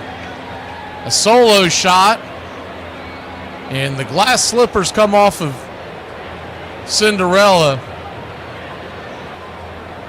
as Joey Wentz gives up another run. That was just kind of a lazy home run. I mean, that ball just kind of flew out there gently. He got way too much of the plate. It was a bender that hit about belt high. Jonah Heim doubles the lead. It's 2-0. This Texas team has been muddling around 500 all year long. They're 53-50. They still got a lot of components that won that World Series a couple of years back. The first pitch on the way to Smith is a 93 at the knees. Called for a ball. It's 1-0. The 1-0. Kicks and fires. Down and away. 2-0. 2-0 count.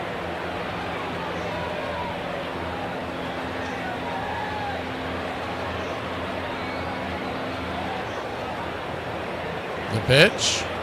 Right there. Grabs the outer edge. 2-1.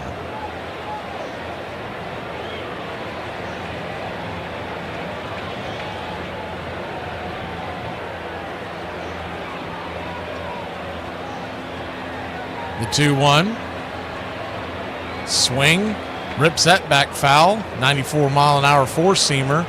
Up tight. 2-2.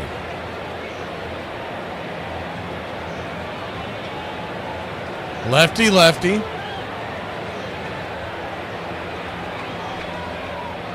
The pitch from Wentz. Swing and a miss. Strike 3. But not 4. Joey Wentz, he coughs up another. We'll be back in a flash. It's 2-0. We got to get some runs, boys and girls. Ruined mine and my buddy's whole fishing trip. Huh? Me and my buddy, it was Saturday morning, and we were going on a fishing trip. We was going to be going all day. But as soon as we took off, about 30 minutes down the road, he realized he left all the tackle boxes back at the house. We went back to the house, and he said, before we got there, he said, we got to be quiet. Jennifer's having a pleasure party. I'm like, what's the pleasure party? He said, I think they're just painting each other's fingernails and drinking wine. Maybe reading books. Walking that house, they wouldn't read no book. There was not a book in sight. Well, his wife had in her hands, it ought to be a crime. Where you going to put that thing up? This girl had a dilder in her hand the size of my arm. Huh? That damn thing could have been suplexed. You could have got that damn thing in a headlock. That thing I ain't never seen. I was so dumbfounded. And all you didn't smell nothing but like burnt plastic, and you didn't hear nothing but sounded like somebody shaving, but nobody was shaving. Huh? She gonna shave some years off her life if she sits on that thing. I know that. By 1985, Ricky was one of the premier players in the game, which made a trade to baseball's biggest stage seem fitting, even if he was leaving the comforts of home behind. I don't believe I have any second thoughts leaving Oakland. I have a goal based upon it, taking the Yankees to the World Series, and I'm hoping that we can achieve it. When Ricky went to New York, it was like, all right, now the world's going to see Ricky. He was the most sensational player in the majors, and that was the most sensational team in the majors. But to some of the fans he left behind, Ricky on the Yankees just didn't quite mix. When he got traded to New York, I mean, they were like, I think of the pinstripe, the clean-cut hair, no tattoos. Oakland's a little bit like the community college where everybody parties a lot. And then the Yankees are a little bit like Princeton. Your home for the classic call of Braves Country Baseball. Little Nick Allen comes to the plate. First pitch on the way is off the plate for a ball. It's 1-0. We'll switch over to behind because you can't quite see it on that. It depends on the umpire. I've had to learn this batter view. Depends on where the umpire is for that night, because where they like to set up. The 1-0 is right down the pipe. It's 1-1. So 1-1 count.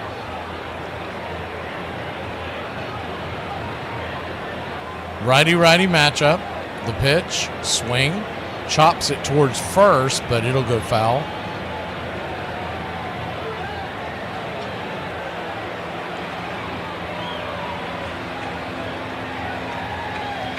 Same two teams back at it tomorrow night, 7:05 first pitch. We'll come on the air around 6:30. Tonight we got a doubleheader, a double dip. Mets and Giants follow Braves and Rangers. Good pitching matchup there. It's Holmes versus Webb. The 1-2, swing and a miss. Curveball, strike 3. Nathan Eovaldi, his second strikeout of the day. If you're just joining us, the Braves had him on the ropes in the first inning, but they couldn't cash in. We talked about this, but these tough starters like Eovaldi, these veterans, once they get locked in, it's hard to get them off their game. As that'll bring Jurickson Profar up. Second time through the lineup. Bender misses well off the plate. It's 1-0. Profar 0 for 1. He struck out swinging his first time up. Matt Olson stands on deck. Braves trail 2-0. The 1-0. Inside. 2-0. 2-0 count.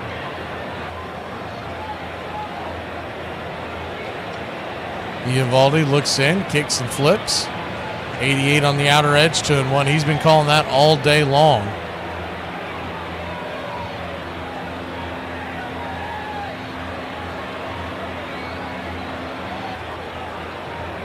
The 2-1, right there at the knees. 2-2.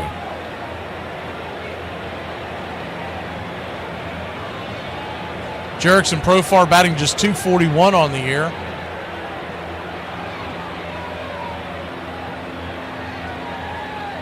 The 2-2, swing, chops it over towards it's the shortstop area, but they were playing him to pull, so it'll be the third baseman, Young. He'll fire it to first. 5-3 in your scorecard. 2 up, 2 down. Matt Olson, your batter. He walked his first time up.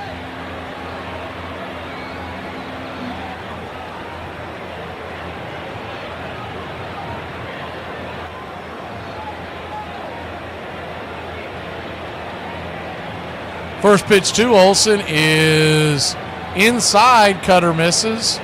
1-0.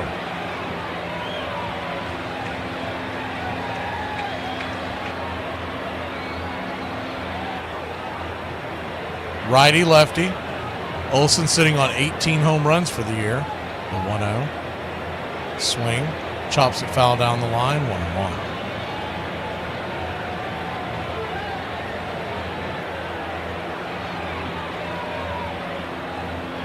Trade deadline is Thursday. We're going to have a trade deadline special just before the Braves-Reds first pitch that night. The 1-1 swing, fouls it back. 1-2.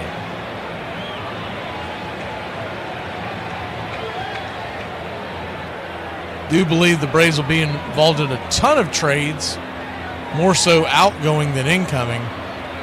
I think a lot of people are expecting them to make their trades early. I just think Anthopoulos is going to hold his cards until the highest bidder comes a call. The 1-2, fouls it back. It's a dangerous thing to do, though, and I know Anthopoulos has thought this through and he's experienced, but normally he's on the other end. But if you sit around and you hold and you hold and you hold, that team eventually gets tired of waiting and they go find their players elsewhere. The 1-2, pops it up down the third base line. Coming over, making the running catch is the left fielder Langford, and that'll end the inning. Braves go down in order once again. It's 2-0. We go to the bottom of 3. Today we talk about baseball's first superstar. Fantastic mustache and all. Stand up and show your respect to baseball royalty. This is the career of King Kelly. He was once named one of America's best dressed men. He hit 300 or better 8 times, leading the National League in hitting twice, once in 1884 and once in 1886. Man, could he get around those bases, leading the league in runs 3 times and stealing 50 or more bases 5 consecutive years in a row. He had some pretty legendary games in his career, once scoring 6 runs in a game and another time stealing 6 bases in a game. While playing a game in Chicago on a hot summer day, he brought a mug of beer with him to the outfield. It wasn't long before one of the hitters sent a fly ball his way, in which he made a one-handed catch with mug in hand without spilling a drop. He was regularly arrested for attempting to play play baseball on Sundays, which violated the city's blue laws. He often skipped bases on his way home if he knew the umpire wasn't looking. He is often credited with popularizing the hit and run and the hook slide. His theatrical slides were known to throw the crowds into a frenzy. The Yankees' image was corporate, their revenue was wins, and their primary product was championships. To become a true Yankee in New York, you've got to win. So Ricky came in, and they didn't win right away. So where do you point fingers? Halfway through the '89 season, the Yankees traded Ricky back home to an A's team now with a shot at a title, but he was returning with a reputation that had been compromised. One of the old faithful has returned home. Ricky Henderson is here, and he's going to start tonight. We get him. You don't know him as a person. You don't know what the fit's going to be, because sometimes he was thought to be selfish. 108 degrees different. He's one of the most enjoyable teammates. His ego never got in the way. Really enjoyed his teammates.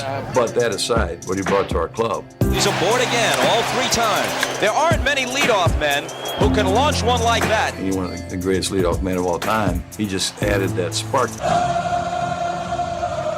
Braves Country Radio, your home for the classic call of Braves Country Baseball.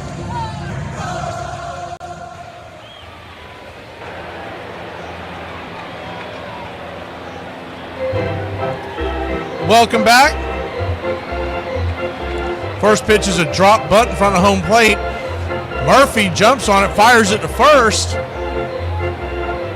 And they'll get the mayonnaise man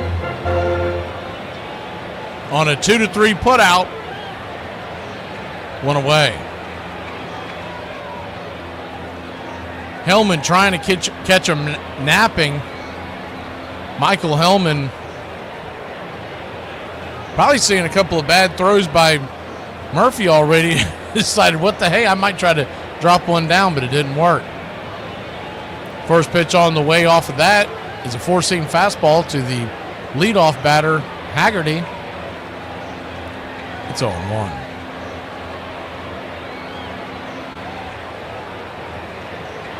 The 0-1. Righty.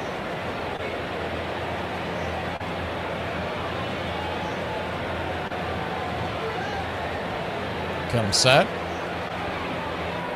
Brings it. Up and in. 1-1. First game of a 3-game series. Looks like the Dodgers have a 3-2 lead over the Red Sox in Boston.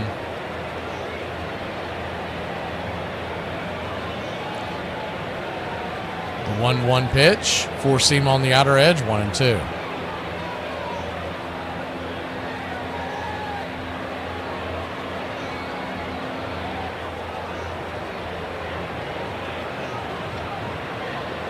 One-two count. Quince kicks and fires. Swing. Corkscrews it down the first base line, but just foul. If you're just joining us and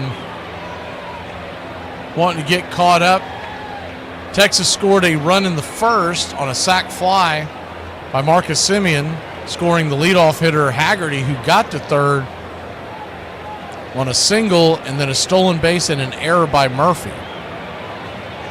The 1-2. Swing and a miss. Strike 3. Got him up in his kitchen. 2 down.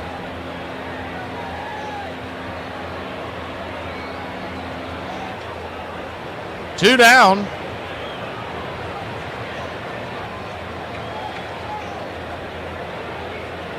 That'll bring Corey Seager to the plate.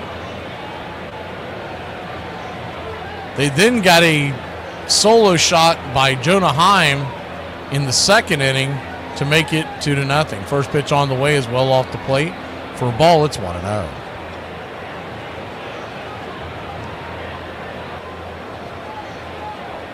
The 1-0.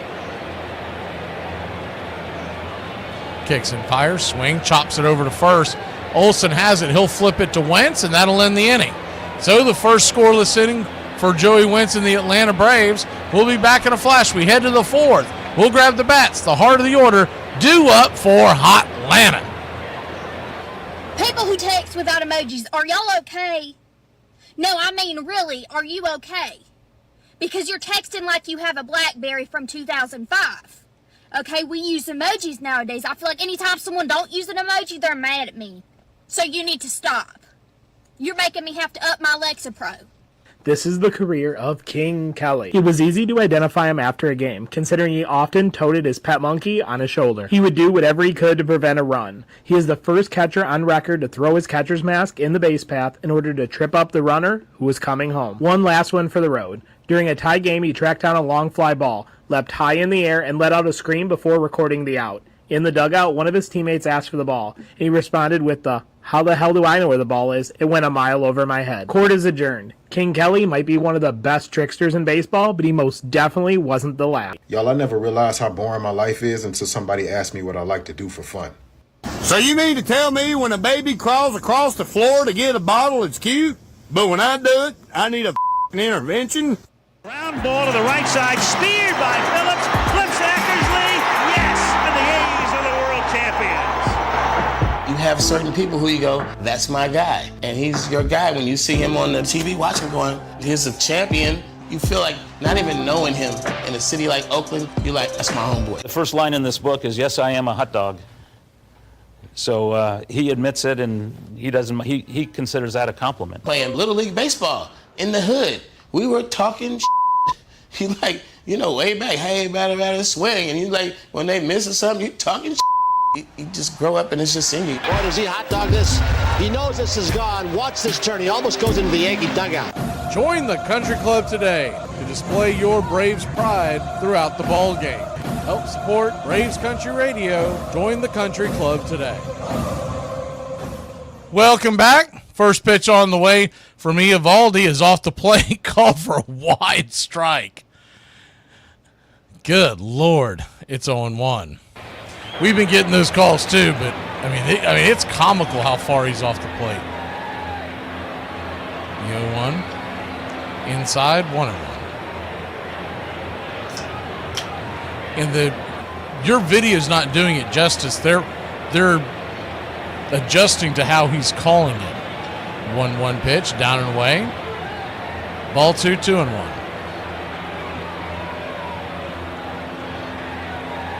Two 2-1 count.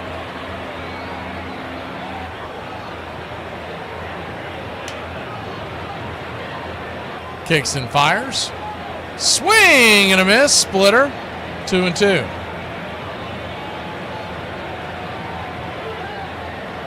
Eovaldi, who throws that splitter, four-seam curve and cut. Those are his four main pitches nowadays. He used to be a big-time slider guy. He only has thrown that 1% this year. The 2-2 misses high, 3-2.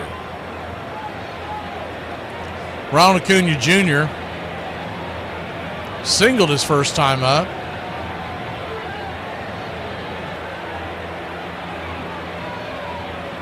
To pay off, down and in, ball 4. So he'll head on down to first.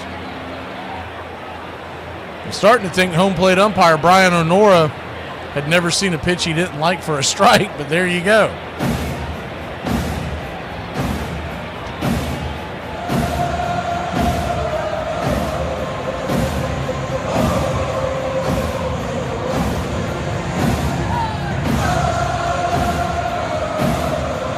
Always assume when you see umpires like him as the first pitch to Drake is off the plate wide, it's 1-0. We'll pull the screen back in case Acuna takes off. Always assume when you see an umpire who's that blatantly wide of a strike zone that is the pitch that he probably liked when he was either a pitcher or a batter. The 1-0, swing, fouls it off, it's 1-1. Most of these umpires played Little League, high school, college, something along the way. I feel like most of them that are like this were probably ex-pitchers, but they could just be a guy who really liked to pitch off the plate or low. The 1-1, swing, rips it into right. That's through for a base hit. Down in front of the right fielder, Garcia. And the Drake comes through. We got runners on first and second. Nobody out. You don't like the Drake? I love the Drake. How could you not like the Drake? Who's the Drake? The Drake is good.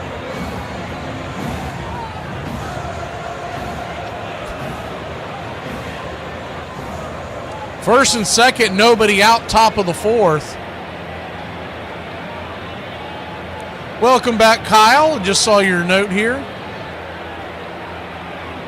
Thank you for your service and hopefully safe travels back. First and second, nobody out. Austin Riley, your batter. First pitch on the way. Swing and a miss at the splitter. About knee high. It's 0-1. Riley. He grounded out his first time up. First at bat. And well over a week and a half. The 0-1. Swing and a miss. 0-2. Guess it's closer to 2 weeks. An 0-2 count. Jonah Heim, the catcher's going out there to talk to Eovaldi. Eovaldi said he was okay. But now you've got the trainer for the Texas Ranger stopping out there. I think it's the landing spot. Looking at the replay, looked like he might have slipped, possibly.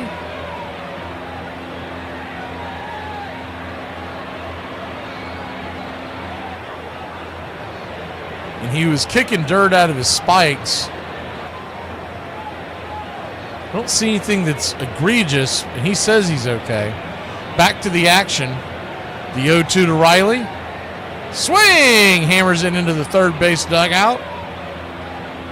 We'll do it again.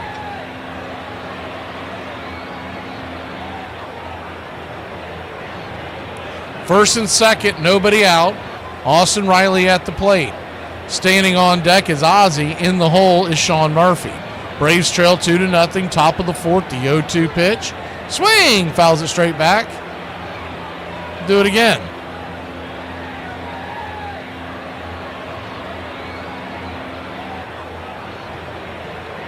Eovaldi, by the way, he is now at 51 pitches.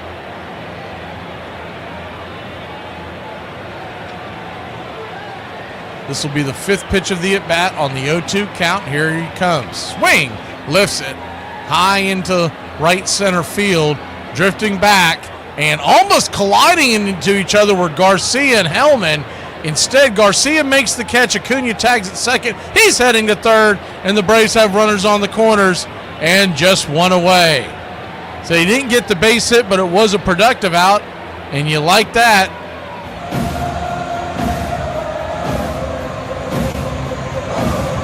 Hellman was calling off Garcia. That is Hellman's ball. And I understand why Garcia wanted it because he's in much better position to throw, but really it wasn't going to make a difference. They were never going to get Acuna. We almost got bailed out there with the miscommunication.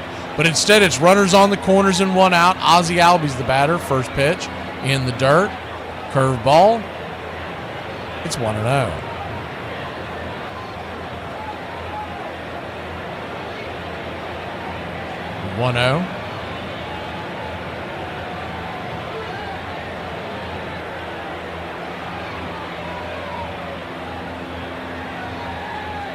Righty lefty, the pitch.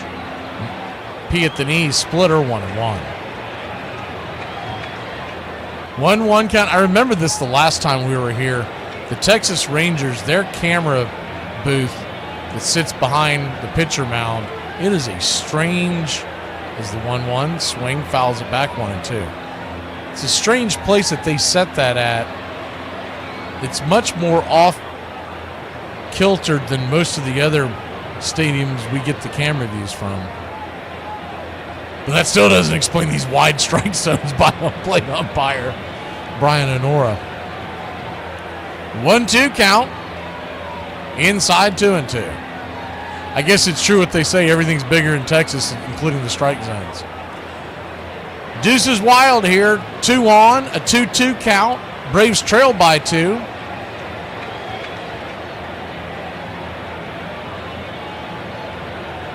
Eovaldi comes set, brings it. Swing and a miss, strike 3. That was sad. He swung at a curve ball that was well into the dirt. 2 down. That pitch at no point from the halfway spot to the plate on was ever going to be a strike. And he has just made it up in his mind at times that he's going to swing and it doesn't matter where the ball is. Not only did he swing, he was out in front and the barrel was well off where the actual ball was.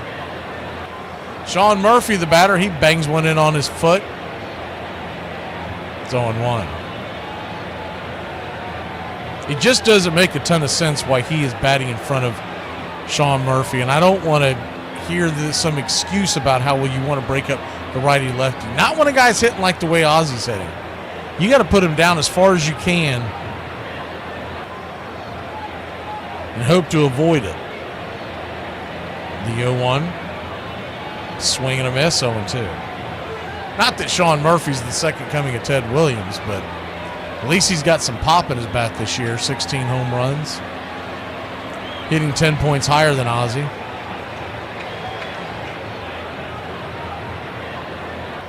The 0-2 count, runners on the corners. Here's the pitch.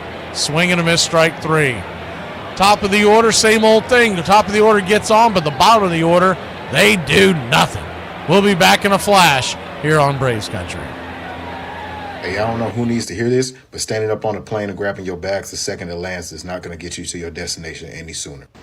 Y'all check this out. I don't spend money on much at all. Like, I'm not a things kind of person. And so I don't have a lot of little knick-knacky fancy. Like, I just don't. I live pretty simple. Well, the other day I found out country crock wasn't real butter. And when I tell y'all I was boys, it got pretty bad. Well, the pretty one asked me, she said, do you not have a butter dish? And I was like, no, why do I need a butter dish in a tub in the fridge? She said, no, butter dish, like to put your butter on the counter. Let me tell you, I do now. She got me a butter dish, and I feel like I just hopped tax brackets. No, man, they gave me that cop haircut. I told them I want a Caesar cut, but my sister can't cut my hair because she be throwing hands with a man, dog. I ain't being no cop. You tell everyone that if you see me, just assume that I'm a crooked cop, boy. I ain't wearing cargo shorts, and I ain't tucking in my shirt. Then he'd get this little, like, pimp walk. You know, he'd get the little arm swing, he'd be pimping while he's jogging. You know how he'd come out of the box and he'd look down there? I was saying, he's looking at his shadow. Like he was looking in the mirror, but his shadow. How do I look? I don't know if Ricky was a trash talker in baseball. When you talk to yourself so much, are you trash talking to yourself? Ricky, talking to Ricky, about Ricky, to get Ricky through Ricky's day. Traditional players didn't like it because it did have a lot of flair. I used to hear it from players a lot. Well, he might not be as great a player if he didn't annoy people. He wasn't trying to get under anybody's skin. It wasn't premeditated. It was just absolute emotion, reaction from what happened, good or bad. That's just who he was. He wasn't trying to show anybody up. He didn't know who he probably got a hit off of. He didn't know who he took deep. He played with guys he didn't even know who they were.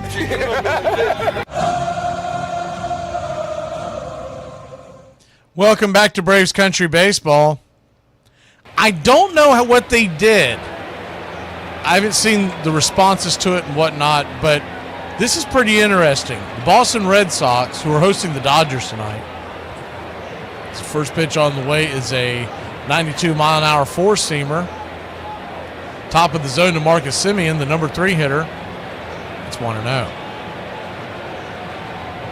The Red Sox concession workers went on strike today.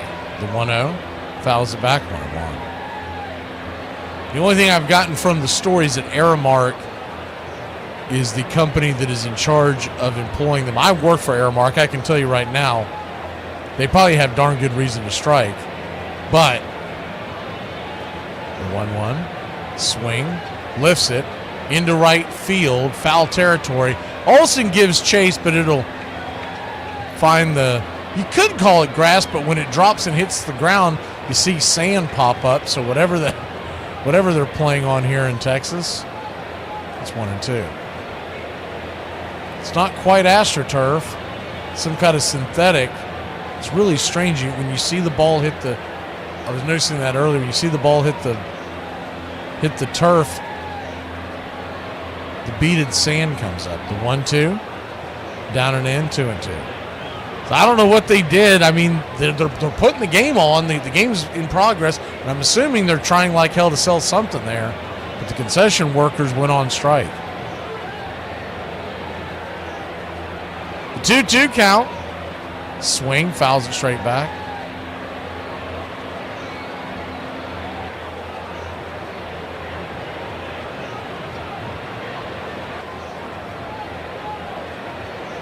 Braves trail this one 2-0. We're in the bottom of the fourth. Joey Wentz. 51st pitch of the night. Outside wide. Full count.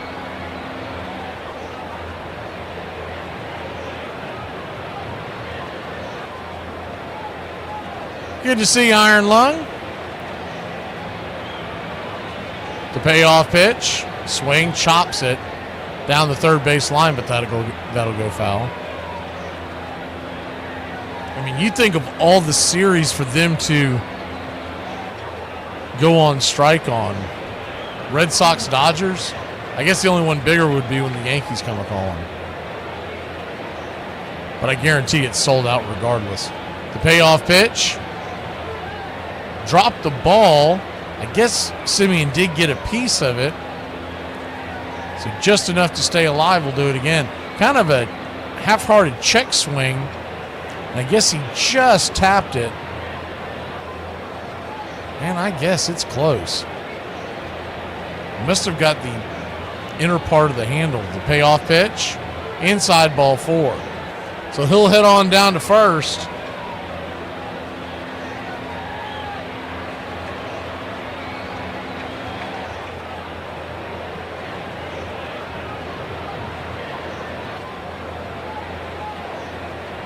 One on, nobody out. And that'll bring Adolis Garcia, who struck out his first time up. So, yeah, you just wonder what's going on in Fenway tonight with the workers going on strike as they flip it over to first. Now, what I didn't figure out was, is it just those concession workers at Fenway, or is Oliveira marking the Boston area on strike? Because could they pull other people and send them in there, and are they willing to cross the picket line? First pitch on the way is a four-seam fastball, P at the knees, it's 0-1.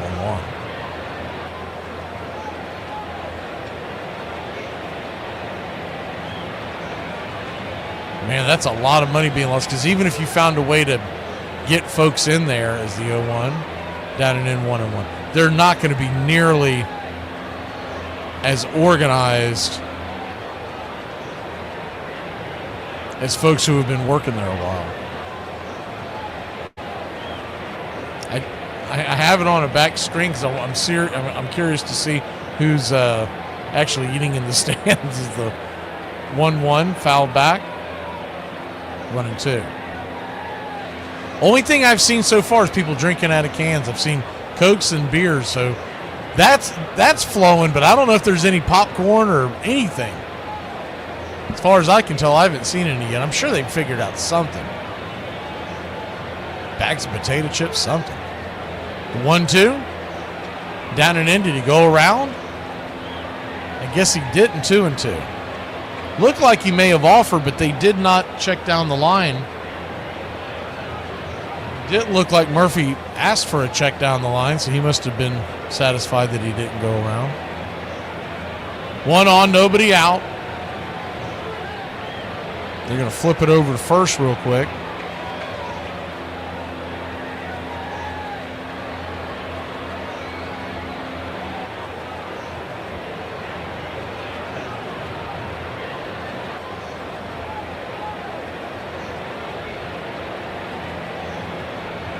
The 2-2 from Wentz. Swing, rifles that one straight back. Joey Wentz, he is now at 59 pitches. That's not incredibly high where he's at in the game. It's a little north of where you want to be. But he doesn't have a long stretched out performance yet. The 2-2. Swing, fouls that straight back. believe he got up around 70 his last time. So this is probably his last inning. Unless he can get out of it really quickly. Simeon took off on that pitch, but it was fouled back.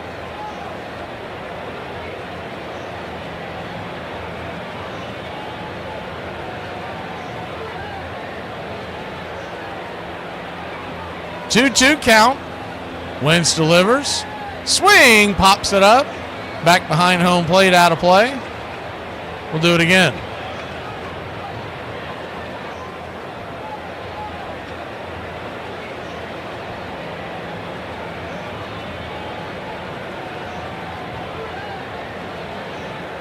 Two count. Wentz. His 8th pitch of the at-bat. Down and in. Check swing. Did he go around? Looked like he did. Runner took off. He took second base regardless. And they will call a strikeout. I do believe it is. So 1 down, but the runner did make it to second.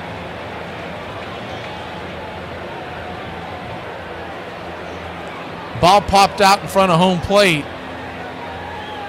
Garcia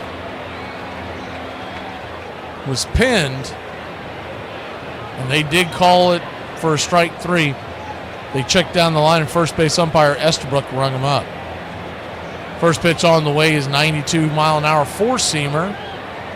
Off the plate to Jace Young. That time he didn't get the call. It's 1-0. That was Joey Wentz's 5th strikeout of the game, by the way. The 0-1-0. Swung on, chops it foul. 1-1.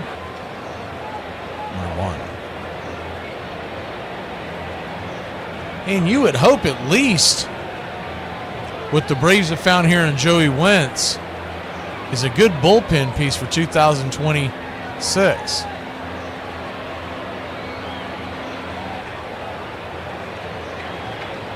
The 1-1.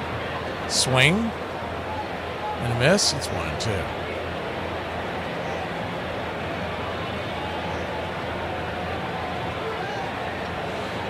One-two count. Simeon at second. Braves trail 2-0. The 1-2. Swing. Just got a piece of it. We'll do it again. If you're wondering about Wentz's contract situation, he is arbitration eligible. He does not become a free agent until 2029. And I do not believe that he is some gem that we found we can put in the rotation, but I do believe we found something we can put in the bullpen long term. Time is called. Everybody needs a long man in the pen, and I think Joey Wentz could definitely be that. And it's when you talk about grabbing a guy at arbitration, and his numbers are not going to be impressive. I mean, let's be honest, he's got a 5.48 ERA. That's what arbitration all goes to. He's going to be very affordable this year. The 1-2. Caught, look at strike 3. He got caught watching the paint dry. 6th strikeout of the night by Joey Wentz. Spotting dimes and eating onions. Giving up 2, but he struck out 6.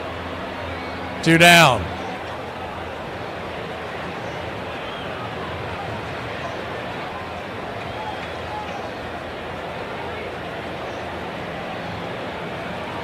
Runner at second, 2 outs.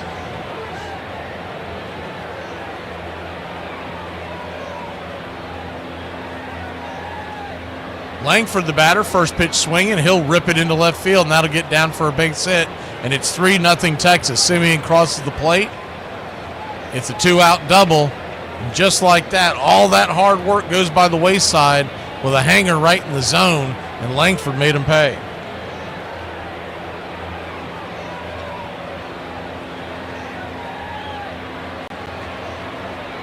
Hard hit ball. That was a cement mixer.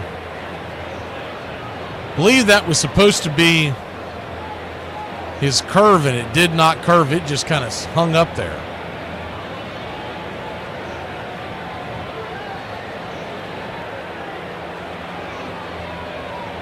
Heim, the batter, lefty-righty, first pitch swinging, fouls it straight back. It's 0-1. This is the second time through the order. So you would think this is probably it for Wentz. You can get around on Heim. They may bring him out for the fifth to start off with Smith and Hellman, but we'll see what happens here. The 0-1 swing, rifles it down the first base line, but foul out of play. 0-2. 0-2 count. Braves trail 3-0.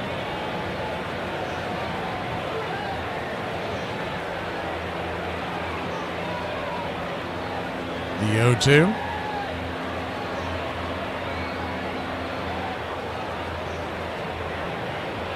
Swing, just got a piece of it.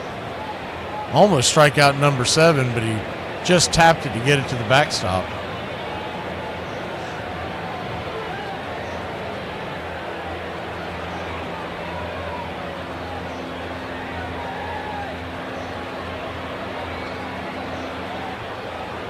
Heim will take his time out. Remember, he hit the home run his first time up.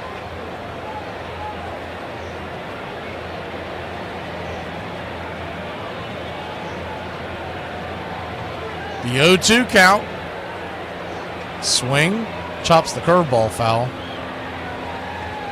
Simple fact of the matter is, when you're a guy that only has 3 reliable pitches and you don't have high velocity, you go through the lineup that second time, these guys start queuing up on you. That's why he's been a bullpen piece everywhere he's gone so far. The 0-2. Swing, rips it towards right, coming over, making the running catch is Acuna, and that'll end the inning. Braves give up 1. It could be a lot worse. It's 3-0. We go to the 5th here in Texas. If you see a woman struggling with a flat tire, to help her, pull over and yell, "Go girl boss," then peel out and drive away. Helping her change the flat tire would be considered mansplaining, and that would be disrespectful. I present to you the best draft class in history, the class of 1985. William James Surhoff was the number 1 pick. Not a Hall of Famer, but still had a solid career. The second pick was even better. If you didn't get a chance to see him play, then you can't truly appreciate Will the Thrill Clark, 6-time All-Star, 2-time Silver Slugger. 2 picks later, the first future Hall of Famer in the class went off the board. Barry Larkin often gets overshadowed by other shortstops during that time. He was a 12-time All-Star who won 9 Silver Sluggers and also won the 1995 National League MVP. 2 picks after him went to the Pirates. Barry Bonds in the second round. Randy Johnson, during his career, he won 5 Cy Youngs, 4 ERA titles, won 303 games in his 22-year career. The last future Hall of Famer was selected in the 22nd round. John Smoltz was a great starting pitcher and a fantastic closer. In the 24th round, the Chicago Cubs drafted Mark Grace. And that's not all. You can make a pretty solid team out of all the other players who were drafted in this class: Tino Martinez, David Justice, Deion Sanders, Brady Anderson, and Bo Jackson. Being a hot dog, you better be good. You can't be a hot dog and just be a passive player, a pedestrian player, a normal player. You better be a superstar if you're going to be a hot dog. And that's what Ricky was. You got to respect the talent. I mean, the man has done it. Combination of speed and power. The reason why you do that and you get away with it is because you're good. If you talk that crap and go against the system and you're mediocre or terrible, they shut you down. They shut you up really fast. Ricky's talent superseded so much, it allowed him to get away with a lot of things. But again, it's not just about his talent. I think his personality overrode it all. There's some people that can be mad at you with a smile, and that's Ricky Henderson.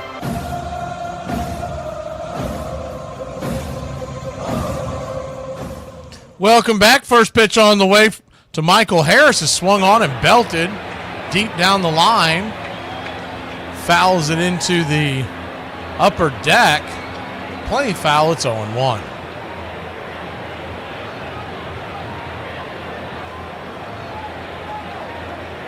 The 0-1 chops it foul down the first base line. 0-2.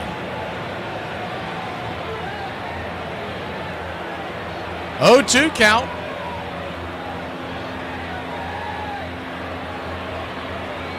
Tree Nuggesy asking about who that was on the picture. That's the great Harry Carey, radio and television announcer for about 50 years.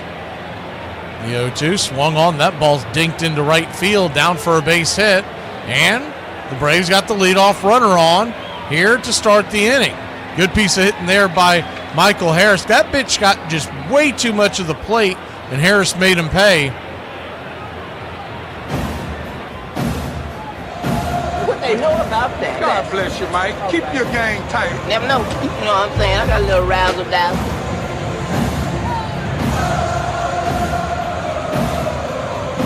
He started broadcasting for the St. Louis Browns in the 40s. His first pitch off the plate to Nick Allen. Misses for a ball. It's 1-0. After being with the Browns for a couple of years, he went over to the Cardinals. He was there for, everyone forgets that he was there for 25 years. Where he really made his mark. 1-0, down and in 2-0. Then he goes to the White Sox in the 70s and transfers to the Cubs in the 80s and 90s. And that's where most people know him from because of television. But before the television fame, he was a highly revered radio broadcaster for what was that, 35 years? The pitch on the way to Allen is banged back behind home plate. Broke his bat. Foul ball, it hits the dirt. Just kind of wasn't a traditional breaking the bat where you see the bat shattered, just kind of took a piece out of it. But he is a Ford Frick Award winner, which puts you into the Baseball Hall of Fame. And he's also in the National Radio Baseball Hall of Fame.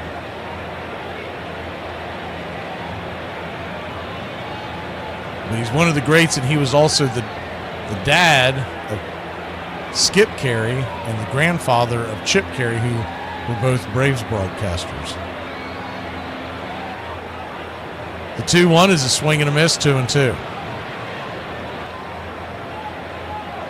And he was very famous for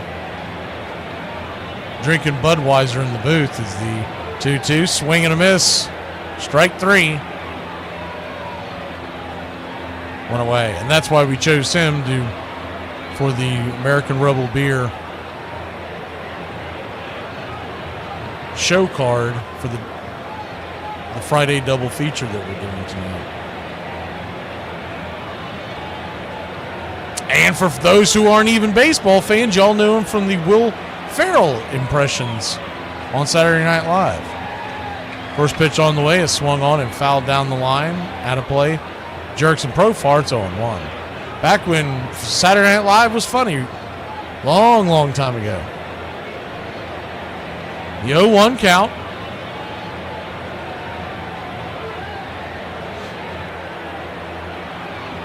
Kicks and fires, high and inside. 1-1. Profar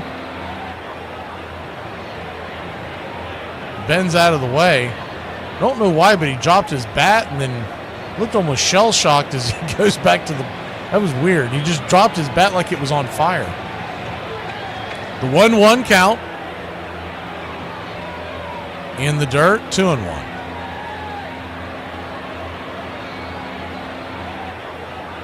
But when Jason and I started talking about these Friday night games, these doubleheaders, he was like, man, if you want to cut loose and have a beer or two, might as well. It's that late at night. I was like, you know what? I think I might start doing that. And we started talking via email. Next thing you know, we were talking about doing the Harry Carey card. The 2-1, swing and a miss, 2-2. So anything I say on the second half of the doubleheader, you're not holding it against me. The 2-2 count.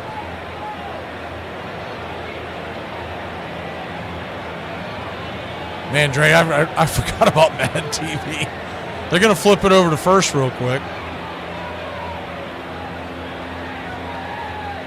There was another one. It was Mad TV, Saturday Night Live, and there was another one. I can't remember what it was. And there were some actually pretty talented comedians that came off it. There was another late night one. Is the 2-2. Down below the knees. Good take. That was a nasty curveball. Eovaldi, by the way, he's at 72 pitches.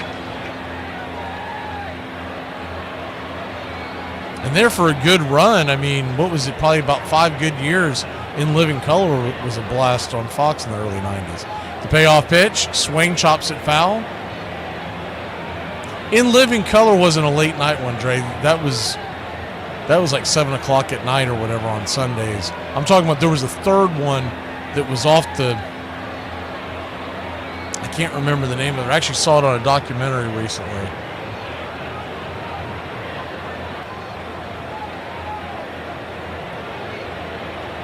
Full count.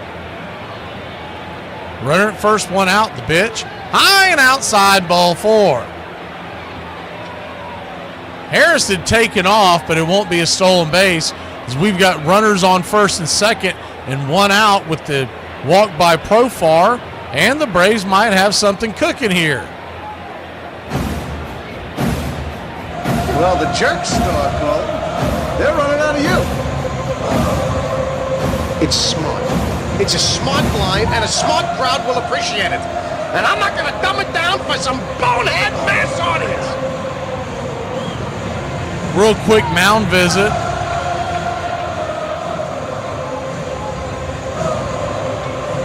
It's Matt Olson.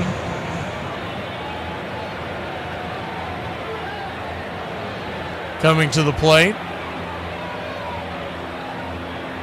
It's the pitching coach, Mike Maddox, the brother of Greg Maddox, is out there.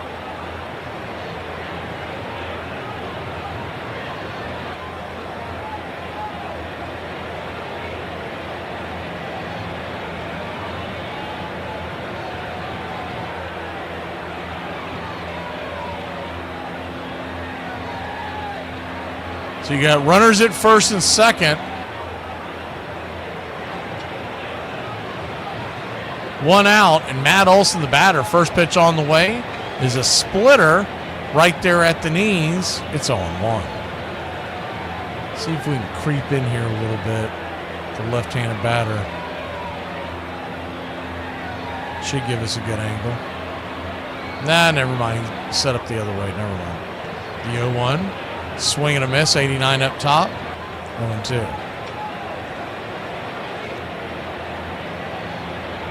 0-2 count.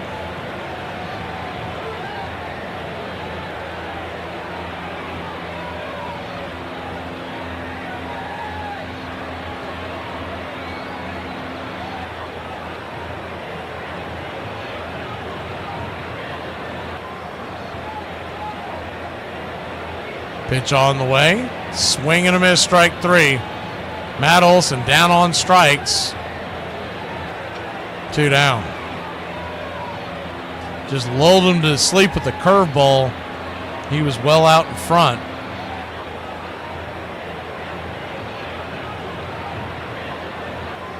That almost seemed too easy to get Matt Olson. Matt Olson is usually a tough customer with ducks on the pond. Ronald Acuna Jr., the first pitch, swings it, chops it back foul. It's 0-1.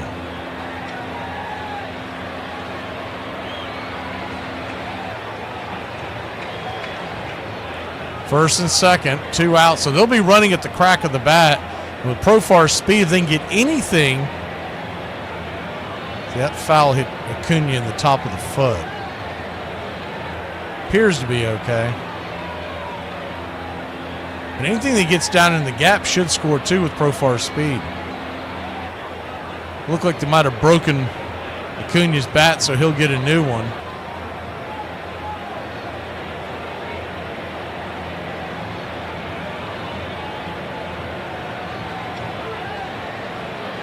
Righty, first and second, 2 outs. The 0-1 pitch. Swing! Fouls it away. It's 0-2.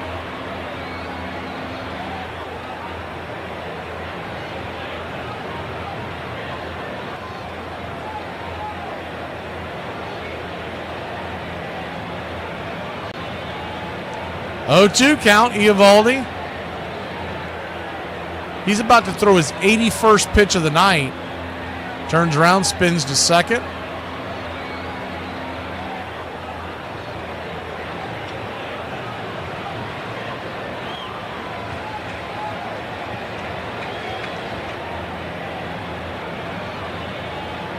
The 0-2. Swing! Fouls it back. Cutter.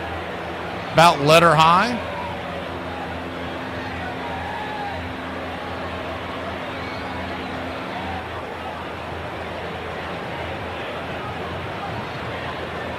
Same two teams back at it tomorrow night, 7:05 first pitch.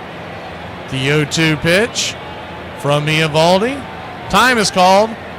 Acuna uses timeout. Just given in just in time by home plate umpire Brian Honora.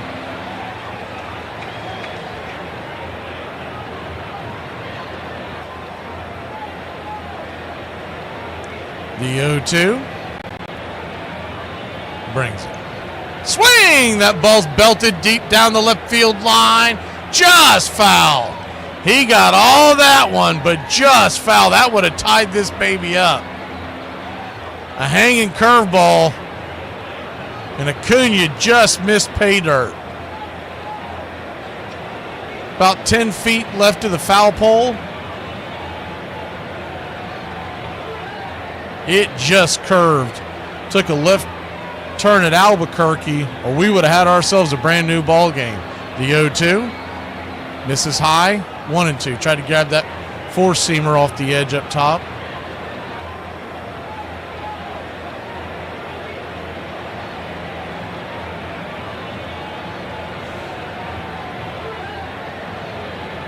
One-two count. Down and away. Ball gets away, and then runners will head up to second and third. First and second to second and third.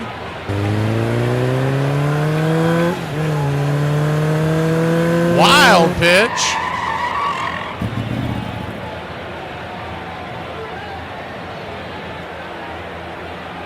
And so now deuces are wild. 2 on, 2 out, a 2-2 count. One base hit could make this 2 runs for the Braves. The 2-2, down and away, ball 3. They checked down the line, but no way in the world that he went. If he would have called him out on that, I would have lost everything. I'd have been on a train on my way to Texas. Or a bus or something where I could enjoy some Rebel beer on the way there. The payoff pitch brings it. Swing and a miss, strike 3. Good splitter by Eovaldi just off the edge. I mean, that is just a dynamite pitch.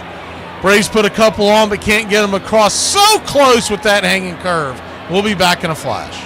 I'm not saying life is beating my ass, but that got hands. If you gave me a choice of any major league manager in the history of baseball to run my team, without question, I'm going with Tommy Lasorda. He once struck out 25 Amsterdam rug makers in a 15-inning game in 1948. And to top it off, he drove in the game-winning run with a single. That same year, he was replaced on the major league roster by future Hall of Famer Sandy Koufax. He was the winningest pitcher in Montreal Royals history, but he was winless in his major league career in 26 games. While managing the Ogden Dodgers, he had players write letters to the LA Dodgers that played their positions in the big leagues, informing them that they would be replacing them in the near future. Over his career, he won 2 World Series championships, 4 National League pennants, and 8 division titles in his 20-year career with the Dodgers. He made it a priority to know the names of all of his players' wives and children and would ask about them regularly. Tommy's not your guy? Put your favorite manager in the comments. Y'all, I'm starting to think Chick-fil-A is either a cult or they beat their employees because they ain't never got my order wrong. When you have a bad day, give up. Go home and sleep. It. Try again tomorrow. Not every bad day can become a good day. Some days are and cannot be There was, in fact, only one Rickey Henderson. And if who the player was, who the man was, had everything to do with where he was from, you could also say growing up in a rebel town like Oakland steeled him to challenge baseball's cultural norms. He wanted to beat you the non-traditional way. It's not pitching and hitting and fielding. It's outrunning you. Well, I think the one thing that stands out with me is just his disregard for the other team as he decided to steal another base. Like, he just did it. Ricky's going! And in with a stolen base is Henderson. He was such a marked man. As a player, one of their priorities was to stop Rickey. The only way you can really keep him from stealing second base, third base, or home is just take him out of there before he even gets there. You're almost better off just say, go to third, and then I can concentrate. Here's Henderson trying to steal the third. The throw to third, safe.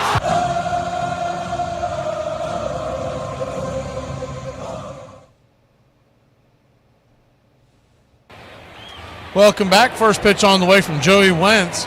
See if they're going to try to get him through the bottom of this order. You got the 8 and 9 batter due up. Josh Smith stands at the plate, lefty-lefty, the 0-1. Swing and a miss. It's 0-2. We'll bring you back behind home plate here.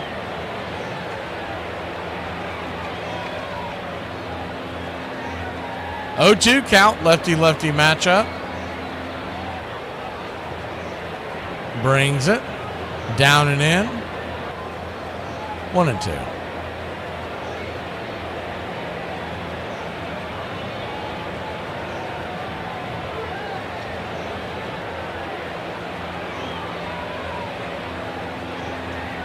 One-two count.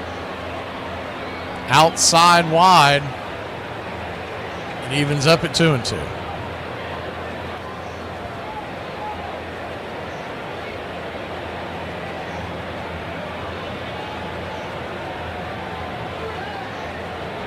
The 2-2. Swing. Chops it over to first. Olsen has it. He flips it to Wentz. And it is a 3-1. Put out, one away. Yeah, pushing buttons. Last year, we were having problems with runners in scoring position because of injuries. This year, we're having problems with runners in scoring position because they're all healthy. I feel like if we grabbed anybody down on the farm, they would hit better than some of these guys. Lefty-righty matchup. Hellman, your batter. Mayonnaise Man takes a swing and a miss at the pitch. It's 0-1.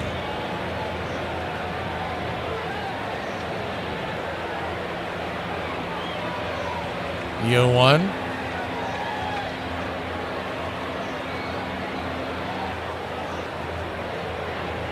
Kicks and fires. Down and in.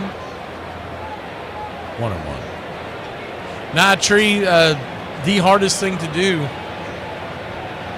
in sport is hit the baseball, and so just because you get runners on does not mean that you're going to cash in, especially at this level, at the speeds and the different spins that they put on the ball. Pitch on the way, swung on, that ball's ripped into center for a one-out single for the Texas Rangers. The Rangers once again threatening. That completes his second time through the lineup. You would think this would be it for Wentz, and that's it. So hit the nail on that head. Brian Snicker is going to go grab Joey Wentz. We'll be back in a flash here on Braves Country. Your Atlanta Braves trail 3-0. But we almost got back in it last inning.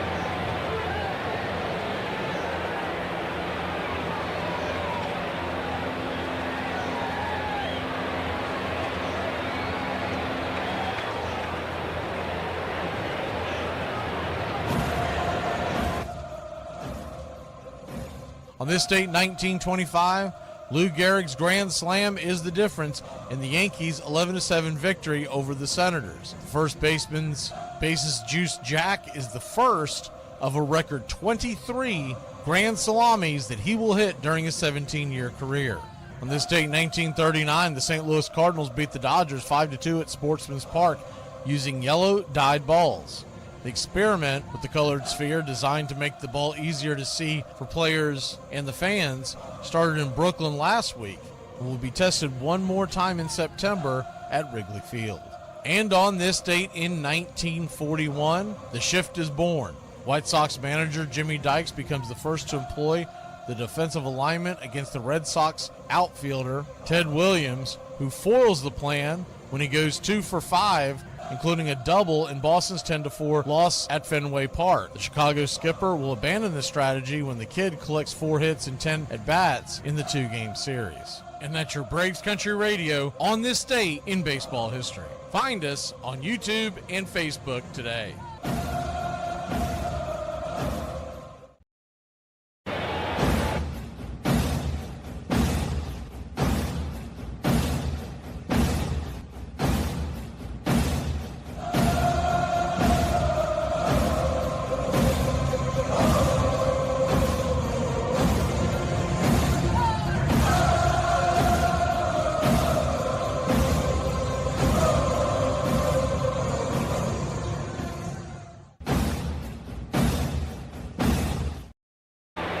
Welcome back. Aaron Bummer. All right. Aaron Bummer on a Friday night, trailing by 3. First pitch on the way is a bender right there at the knees. It's 0-1. Lefty-righty matchup.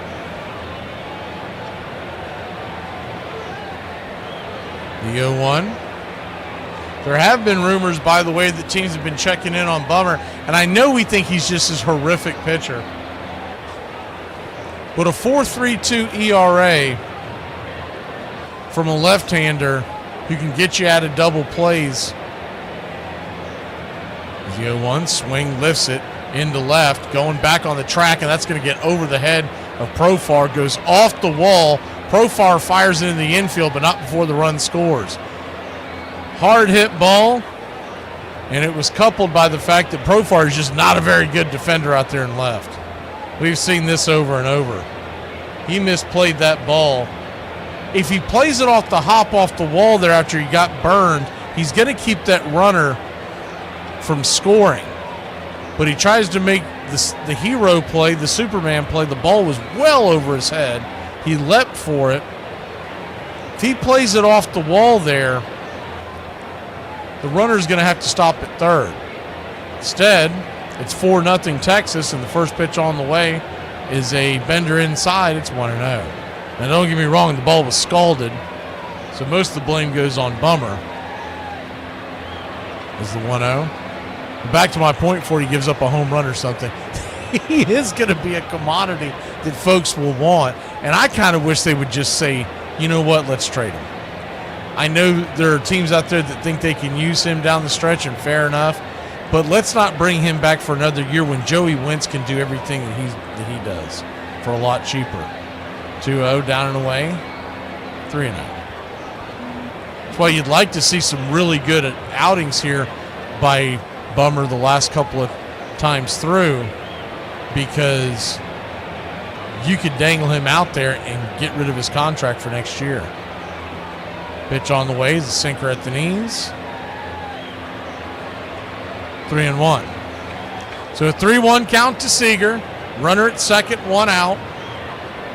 Braves trail by 4. The pitch down and in, ball 4. Good to see Oswaldo and Bugs.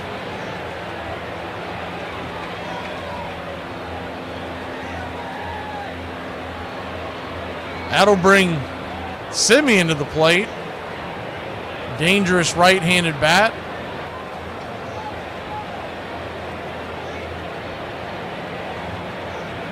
Bummer will step off the bump for a second and chase the runner back to second. Big spot here in the ball game for the Braves. You want to keep it right here where it's at. 4 is not quite insurmountable, especially against this Texas bullpen, as the first pitch on the way is a 4-seam fastball off the plate. It's 1-0. You start creeping out there further and further, and it's going to be Katie bar the door. 1-0 count. Lefty-righty. Bummer spins again. He's used both of his moves, and he hasn't even thrown the ball to the base. If he does it again, it's a balk. Or if he goes to a base, he has to throw it. The 1-0 right there. Called for a low strike, 1-1. He has to throw him and he has to get him out, because if not, it's a balk. 1-1 count. Pitch on the way, slapped over to third. Riley's got it. Good snare out of the air. 2 down. Runners hustle back to their bases. That's a big out here.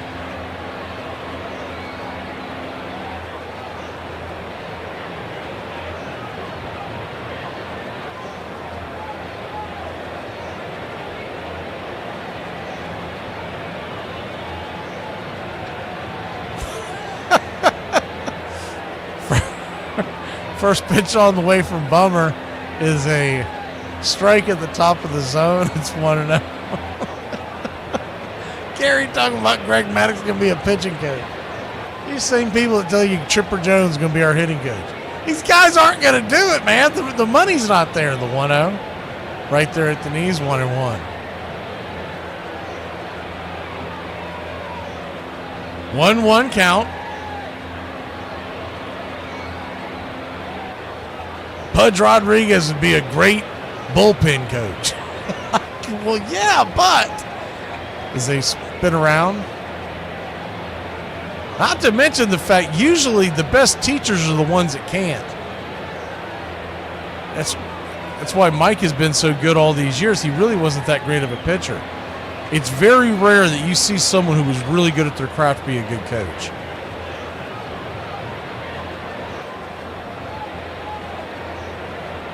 Enos De Los Santos is warming up in the pen.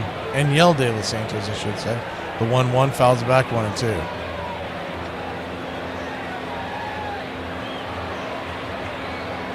You got to realize that is a grind to go for a 162 game season, all the travel, being away from your family. This is after you spend an entire career away from your family.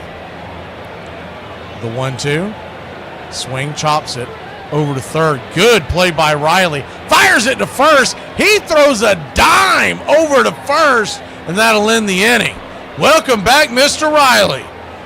We'll be back in a flash. It sure beats Nacho Alvarez out there spinning around and doing the Olay defense. We'll be back in a flash. The Braves trail by 4. If I died and you got remarried. If you died and I got remarried? Yeah, if I died and you got... In what order? I die first. Okay. You get remarried. Because I'd like you to be there otherwise. For your remarriage. Yeah, you're special to me. You're like my buddy. You guys, we haven't been drinking since we quarantined ourselves into the bar, at least since we got stuck in the bathroom. Oh, that's right. Wait. So what are you saying? That we'd never had the flu? We were just having alcohol withdrawal? Yeah. Alcohol withdrawals? That's great! Is it great? It means we're all alcoholics. Yeah. When you were younger and you'd get hangovers from alcohol, but now you can get them from too much sun, too much food, not enough food, socializing too long, traffic, loud noises. You better not go to sleep. As soon as your eyes shut, I'm gonna punch you square in the face. I hope you stay still when you sleep, because I'm putting a rat trap between your legs. Marriage is just two adults who ask each other, do you have any ideas for dinner? Every single day for the rest of their lives. Still think you got to pitch him in. Yeah, he took it again. So now he wants to back me off to throw that guy again. I'm not going to lean. I don't care. I cover the plate with that bat just right there. 3-2. It was 0-2. Now it's full. Now you just got to be a great hitter. If it's 3-2, anything can happen. So I'm kind of noticing that he's not chasing it off the plate away. He's chasing it when it's on the plate and down. I need to get it more down there where he'll swing at it. And that's the one he fouls off, and you're like, oh, now I got to make another pitch to him. And it remains 3 balls and 2 strikes. Good pitch. I tip my hat to that one. You'll see me walk away like, get it, brother. That ball was up. It was perfect, and I should have hit it. Yeah, he just missed it. Sometimes you get lucky. Maybe he thought it was a high fastball. Who knows? He saw it up and recognized fastball, but I don't know why he missed that one, but glad he did.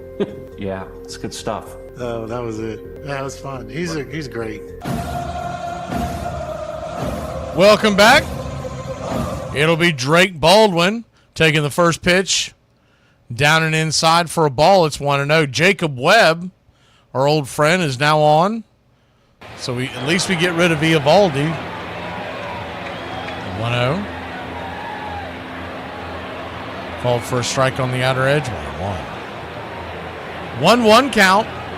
It'll be Drake, Riley, and then Ozzie. Braves trail by 4. The 1-1 inside. 2-1.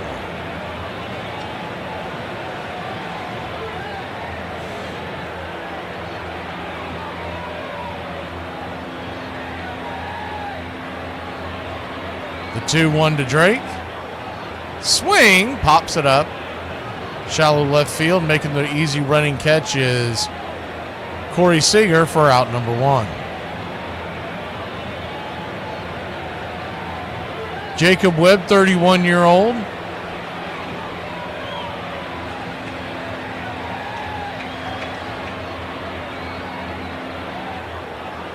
Played for your Atlanta Braves and got a World Series ring in 2021. If you remember him out of the bullpen, he was a pretty good piece down the back stretch for the Braves. Not huge in the playoffs, but huge in August and September. First pitch on the way to Austin Riley is a swing and a miss. It's 0-1. Since we've seen him, he's been with the Angels, Orioles, and now Texas. One pitch on the way is down in the dirt, 1-1. 1-1 count. Webb. Swing, fouls it away.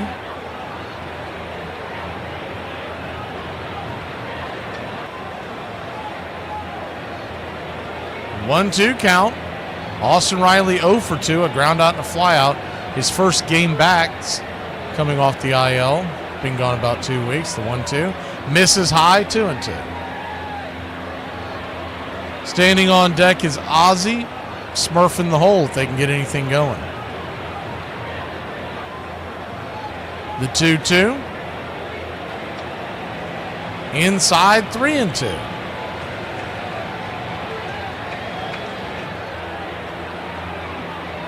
Three-two count.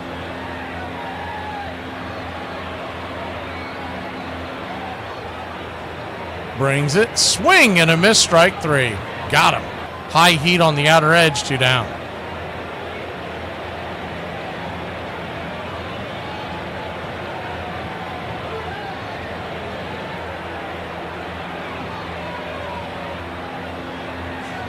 Two up, 2 down. It'll leave it up to Ozzie.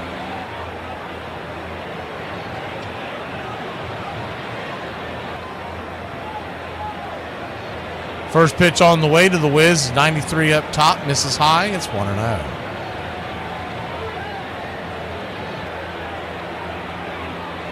The 1-0.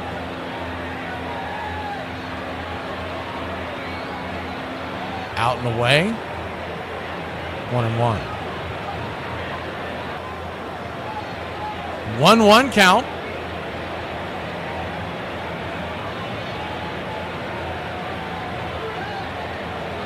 Pitch on the way, swing, fouls it away. 1-2. Ozzie Albies 0 for 1 on the day. Walked in the second inning. The pitch, swing, dribbles it up the middle, right into the teeth of the defense. Ozzie is going to beat it out after Seager bobbled the ball, and maybe that'll get the Braves going. Let's go, Braves country. Most likely they're going to call that an error. I'm the Wiz. I'm the Wiz. I'm the Wiz. Yeah, it's definitely going to be an error. But any way you can get on to keep that line moving, Sean Murphy comes to the plate now, who's 0 for 2. Man, he's due to hit one out. He could cut the lead in half here.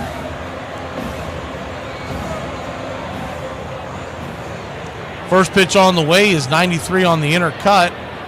It's 0-1. All likelihood we won't be stealing, so we'll keep you behind the plate so you can see the action. The 0-1. Kicks and fires. Swing and a miss. It's 0-2. Dodgers lead the Red Sox. In the concession strike, 5-2 in the 9th inning, it looks like. The 0-2 count. Swing, pops it back foul. No, it's going to stay in play. Thought it was going to get out, but it's going to actually be a can of corn over towards the right field line, making the catch. And that'll end the inning. Braves get one on via the air, but other than that, nothing doing. We go to the bottom of the 6th, trailing 4-0. I had a little cry earlier, and I had a big cry last night. Yeah. But I'm not crying now. You're not? And I think for that, Yeah. I'm doing so well. Look at it. Forced to be your mother. Okay, now wait for it. Born to be your lover. What? Are you? What is this? Barbie Goes to Bama? Roll Tide. How do you make that video and think to yourself, that's the one? That's the one I'm going to post on the internet. She deadass once a month. The Crimson Tide's in. We can't be as close as normal. Ew. Ew. You know what? I didn't even think I had to say this. Roll Tide. I'm actually not interested in giving the best version of myself today. I'd rather give it like a solid 30% and then just take a nap. This bar runs on trash, dude. This bar is totally green that way. How is burning trash green? Because I'm recycling the trash into heat for the bar and lots of smoke for the bar. I'm giving the bar the good smoky smell that we all like. That's the exact opposite of green. Oh, I'm sorry. Well, I could put the trash into a landfill where it's going to stay for millions of years. Or I could burn it up and get a nice smoky smell in here and let that smoke go into the sky where it turns into stars. That doesn't sound right, but I don't know enough about stars to dispute it. No, it's right. We'll play Expos. They brought his brother, Mike. Brother Mike is going to take over for the Expos. You know, I was hitting eighth, and he was in behind me, and he goes, sinker. Okay, you know, I cheat a little. Did the drive to left. I don't think the park would hold it. This ball is out of here. What a big hit by Eddie Perez. It's 2-0 Atlanta. He was like, way to go, good job. So after the game, they asked me, well, his brother told me that it was a sinker coming. I always wonder how Eddie hit that pitch. So they went and interviewed him, and he go, well, that's your brother. He said, I don't care if it's my mom's pitching. I will tell my hitters what to hit because I want to win this game.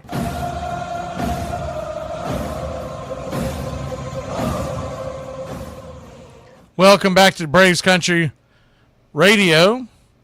Friday night, Braves Country Baseball, and Aniel De Los Santos. Let's see if he can keep the Braves in this one as we go to the bottom of the sixth, trailing 4-0. Y'all are asking about Murphy now. It's beer. They would have to be wowed to trade Murphy. Their immediate plans for next year is Murphy and Baldwin to share catching and DH duties. First pitch on the way is a slider down and away. It's 1-0. And even if you think, well, man, if you trade Murphy, you can get something better for D. The problem is you're going to be trading Murphy at his lowest value. Is the 1-0 outside wide 2-0. He hasn't had a horrible year for a catcher, but considering what he's owed and the length of the contract, it's not going to be a good trade if you make a trade for him. The 2-0 swing, fouls it straight back. There would have to be a big-time contender that loses their starting catcher for a major injury in the next couple of days and feels like they're going to have to spell the catching duties for not just this year, but well into next year to make that kind of move. The 2-1, right there at the knees, 2-2. And most teams, to be honest, their catcher, they look at it as whatever they can get out of them offensively, that's great, but we're not going to spend a lot of money on it. It's only a handful of elite catchers that make the kind of money that Murphy does. The 2-2 count, swing, fouls it back.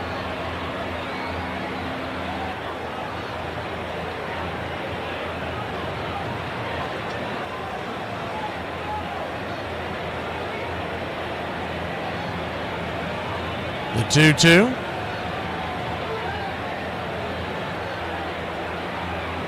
De Los Santos, 96 high and out of the zone, full count.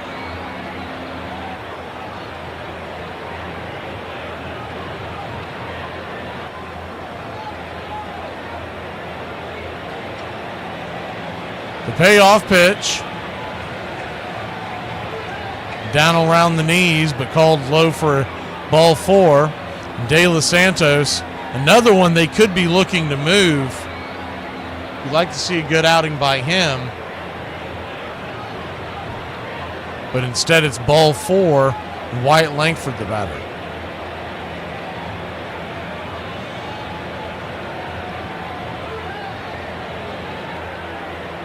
Righty-righty matchup. First pitch on the way to the youngster Langford is a slider on the inner cut. It's 0-1.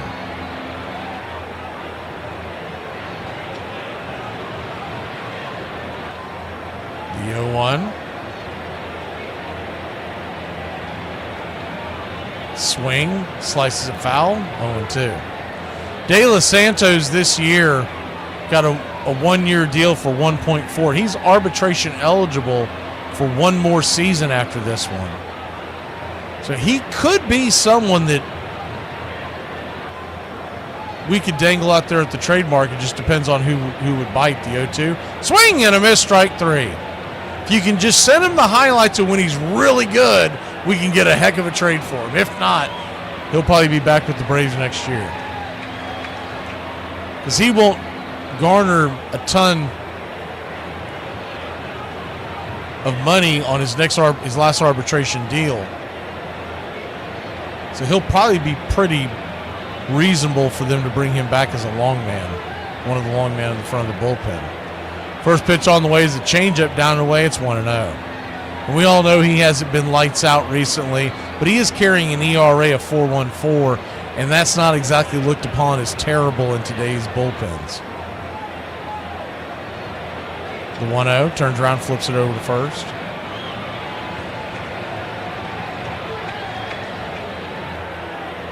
One 0 count.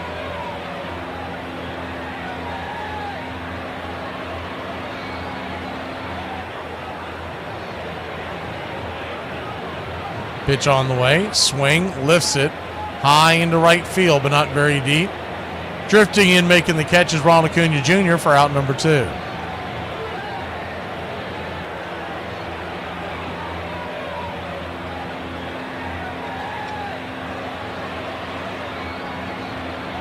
Two down, runner at first, bottom of the 6th.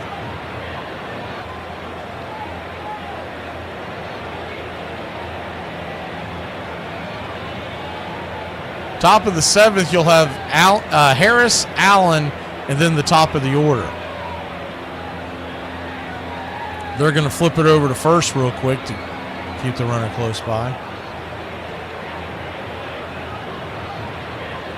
We do have it set up if the Braves make a major trade randomly. You'll see a trade link as the pitch on the way is chopped over towards first.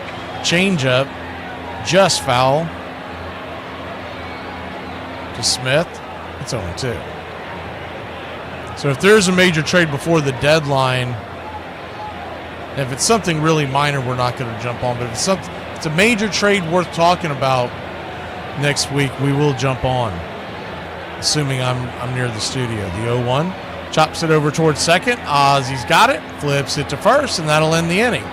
So other than the one bump in the road with the walk, we get out of it on 3 consecutive outs. We'll be back in a flash here on Braves Country. It's a beautiful day for baseball. Hello again, everybody. Hey, babe. I got pulled over on the way home.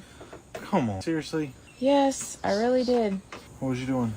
I went 53 and a 35. I tried to tell him. Where? Just down the road. I was almost home. I tried to tell him I was dyslexic and... Well, they don't give a Yeah, I know that now. Seriously? We'll have to get a lawyer. We don't have to. I didn't get a ticket or anything. What do you mean? They give you a warning? Yeah, but, I mean, I flashed him. Okay. That got me out of the ticket. Hell yeah. You're not mad? Not in the least. Oh, I thought you were going to be so mad at me. I should be thanking them, giving them hugs and kisses. You know how much money them things saved us? A lot. Now that I have that on my conscience, I'm going shopping. No. You didn't save us money. I did. That you were going to cost us in the beginning. But then I saved it, so I might as well, treat myself. As he learned to play the game, he developed a technique on stealing bases. He developed a technique to figure out what pitchers were doing and what they gave him to steal a bag.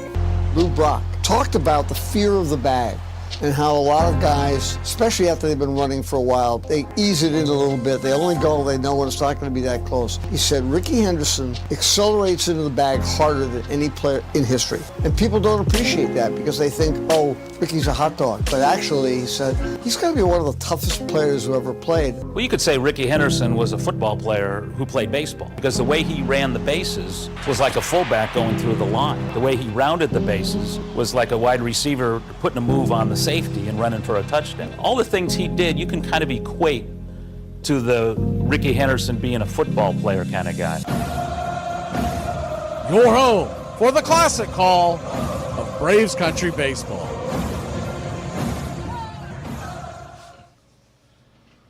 Welcome back. Michael Harris II leads us off. Last time up, Harris singled to right field.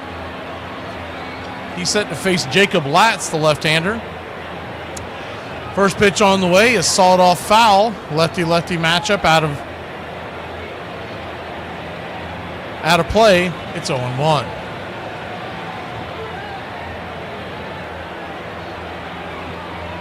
The 0-1.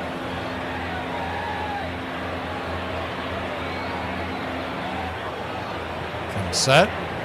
Brings it. Swing lifted. High into right field. Going back on the track. Get up, get up, get up. Zip, boom, bam, it's gone. Ram-a-lam-a ding-dong. A solo shot. And your Atlanta Braves are on the board, baby. 388 happy feet later. A little razzle dazzle. It's all right. My name is Money Mike. All right, then. A cement mixer. This ain't for play. I don't do this for fun. Might want to shave. Might want to shave somebody else. Never know. Latz came in 53 innings, 22 appearances with an ERA under 3, but Michael Harris belted that one into the night. And it's 4-1 Atlanta. Harris. They just flashed up a stat on the Rangers cast that said the Braves average 1.8 runs a game in interleague play. Man, way to kick you in the grapes right after you just scored. Top of the 7th, a 1-1 count to Allen. The pitch off the plate, 2-1. That's not cool. We're all happy over here hitting a home run, and the Rangers remind you, well, you still suck, so. 2-1 count. Swing. Fouls it back, 2-2. Good to see you, D.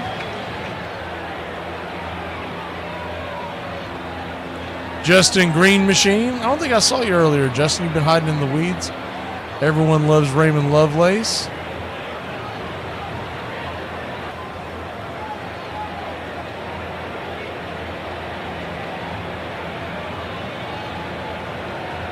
The 2-2. Fouls that one off. We'll do it again.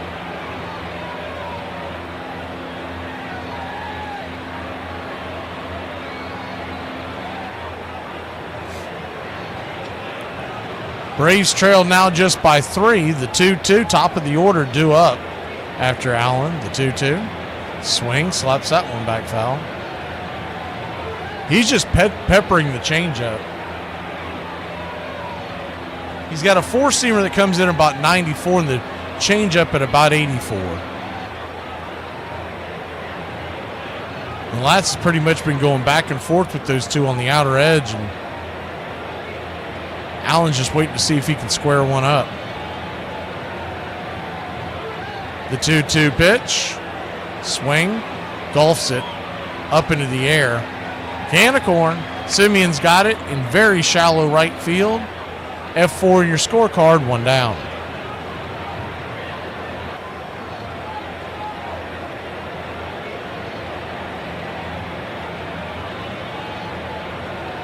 One down, 1 across. Jurickson Profar, the batter.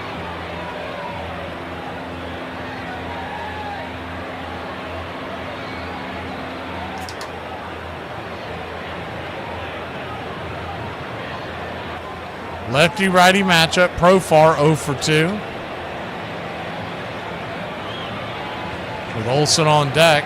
First pitch on the way. 93 out of the zone. It's 1-0.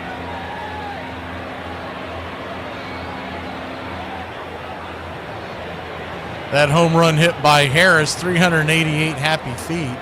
The 1-0. High and out of the zone, 2-0. 2-0 count.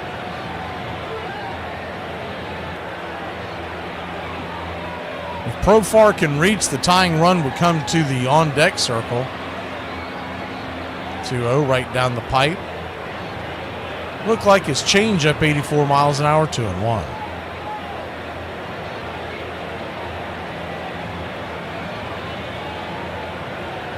2-1 count.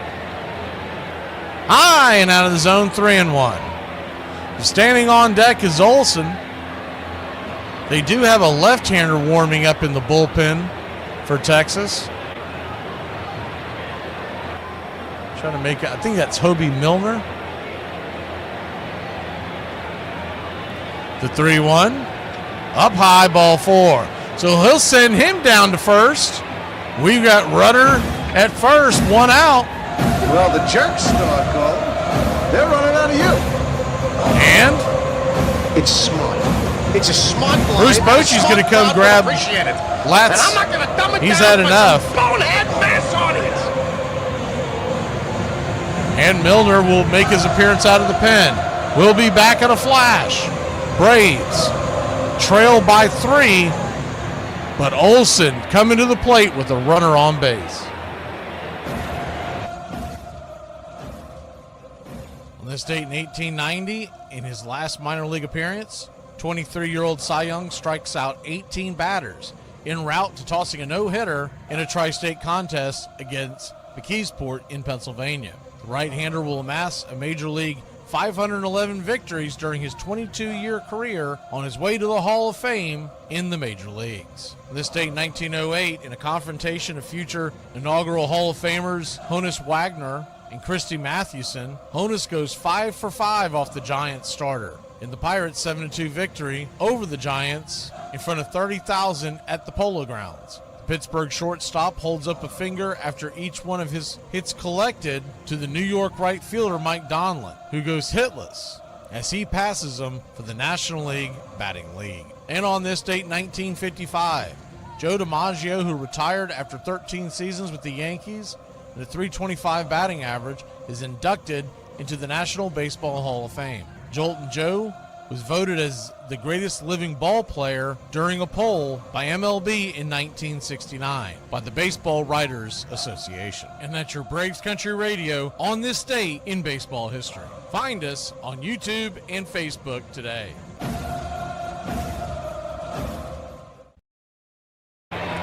Welcome back to Braves Country Radio, Braves Country Baseball.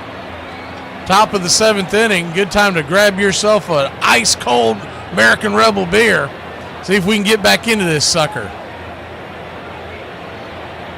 We've got 1 on in the name of Jerks and Profar with good speed. 1 out.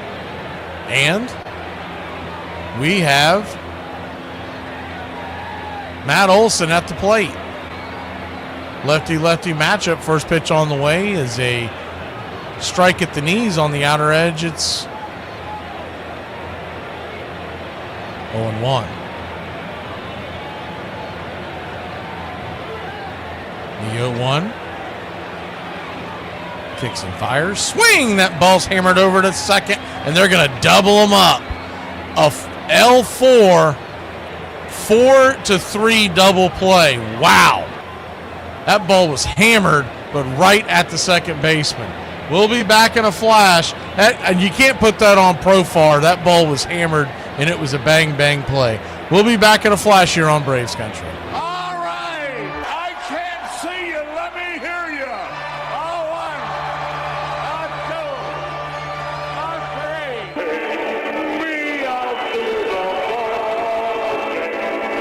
Hey, me out to the night. Find me something up to crack down. I don't care if I have to get back on the street.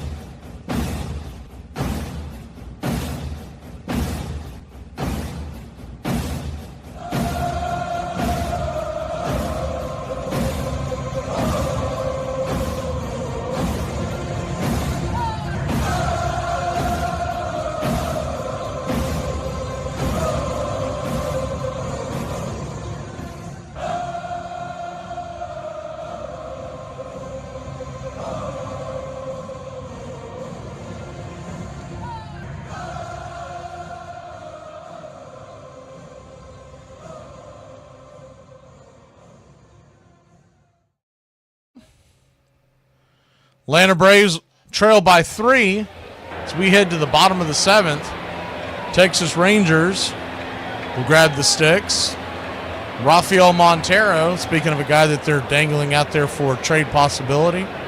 I mean, if you're not pulling for anything else, Braves country, you're pulling for these guys who are about to be traded to look really good before the trade deadline.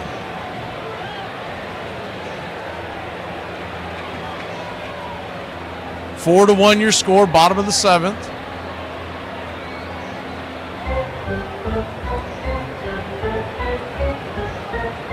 And after they complete their 7th inning stretch, we're back to the action. Montero fires the first pitch on the way. Fastball swung on, popped up. Can of corn over by third base. Riley's got it just a touch into foul territory, and it's 1 away. Following the broadcast of tonight's game, we're going to hop over into San Francisco, and we're going to check out the Giants and the Metropolitans. It's just getting underway out there. Hit your out-of-town scoreboard here in a second. The Windy City Showdown. White Sox pounding the Cubs 12-3 over on the south side. They're in the 9th. Haggerty, top of the order. He's 2 for 3, the designated hitter. Steps up, righty-lefty. First pitch on the way. Four-seam fastball. Rifles it back to the backstop. It's 0-1. A's all over the Astros 10-2. They're in the 7th in Houston, Texas. They're in Minnesota, and the Twins lead the Nationals 1-0 heading to the 9th. Pitch on the way. Off the plate wide. 1-1. You've got the Angels up 2-1 on the Mariners. The Mets have taken that 1-0 lead in San Francisco. Game we're going to catch in progress. As the 1-1 off the plate, 2-1. Earlier tonight, Marlins took out the Brewers 5-1. Diamondbacks in extras beat the Pirates 1-0. Pitch on the way is banged down the first base line, 2-2. Phillies all over the New York Yankees in the Bronx, 12-5. Dodgers on top of the Red Sox, 5-2. That's a final in Boston. The 2-2 count.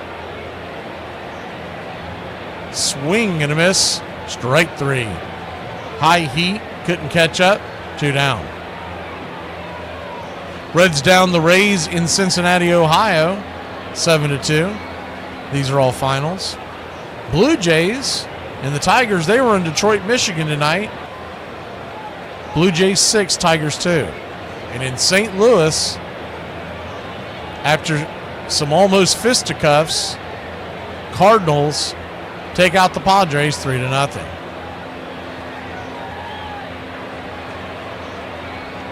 First pitch on the way is a ball to Seager. 1-0, the 1-0. Swing and a miss. 1-1. Righty-lefty matchup, the 1-1. Chases one off the plate, 1-2.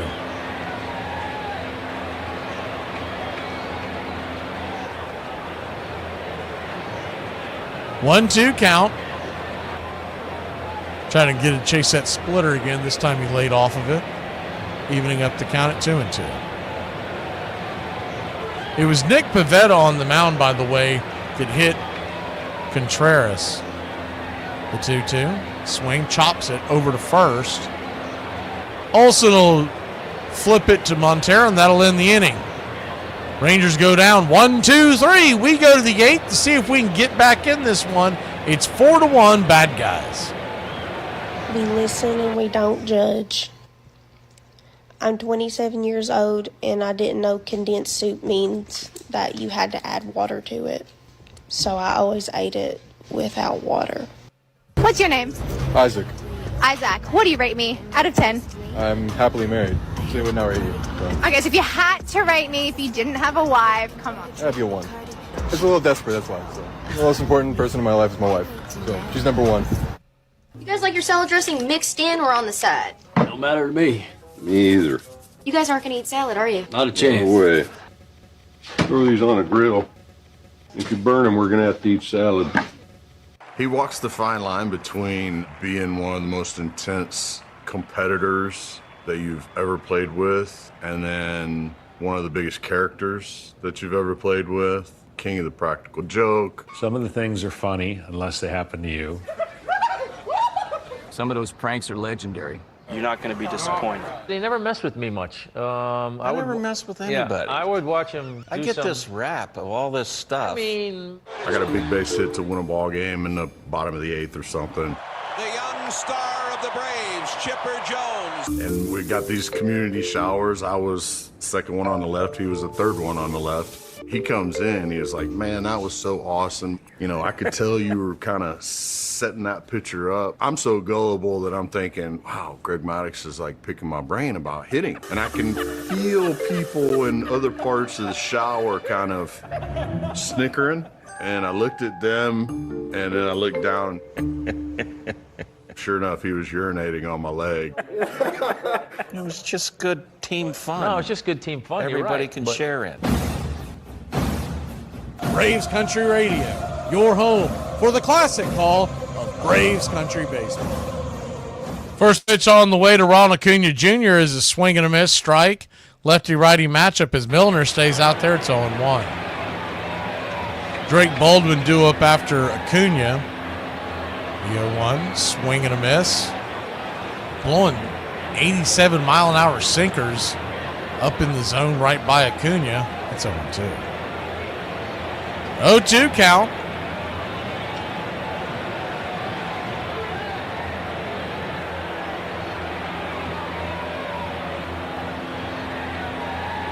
Lefty-righty matchup. They set up inside. Just misses, I guess, 1 and 2. That pitch hit the inner part of the zone.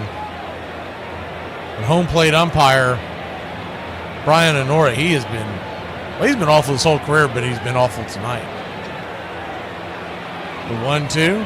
He's going to be one of the guys that's going to get exposed when the ABS system comes out next year. Because there's going to be arguments. Remember, they're only going to get 2 attempts at a review, and once you lose them, then you're out of them. What happens if a team gets late in the game and they wish they still had their review and a guy blows a call like that? The 1-2, swing and a miss, strike 3, 1 away. I'd be willing to bet as this goes on and it unfolds year after year, you're gonna see more and more of the ABS allowed, meaning you'll all of a sudden see it jump from 2 to 3 to 4. Drake Baldwin takes a hack at the first pitch, sinker, off the edge, slaps it away, foul. It's 0-1. Braves trail by 3. The 0-1.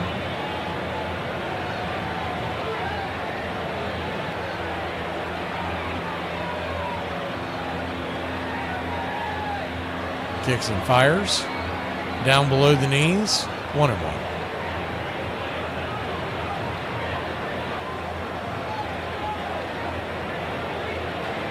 1-1 count. Swing. Bangs it down the first base line, but plenty foul.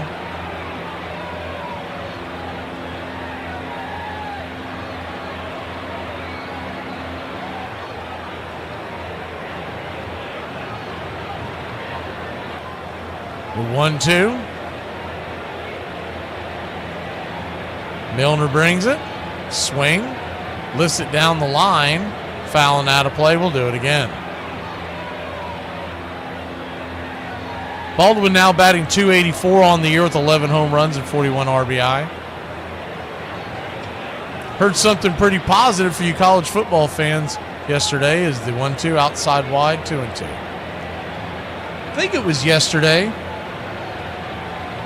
Might have been this morning, but at the time when I heard it, it said there were 29 days until college football returns. The 2-2, swing, slices it back, foul. We'll do it again.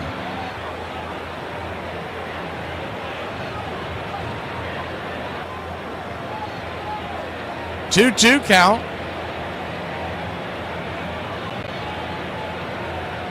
Baldwin, nothing else, is making Milner work. He's got a weird delivery. The 2-2 pops it up, back out of play. It's almost like a three-quarter delivery, but he starts with his back face to the batter.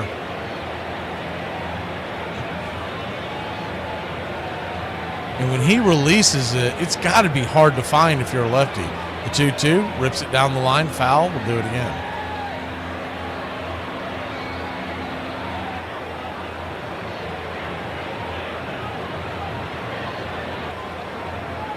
Standing on deck is Austin Riley.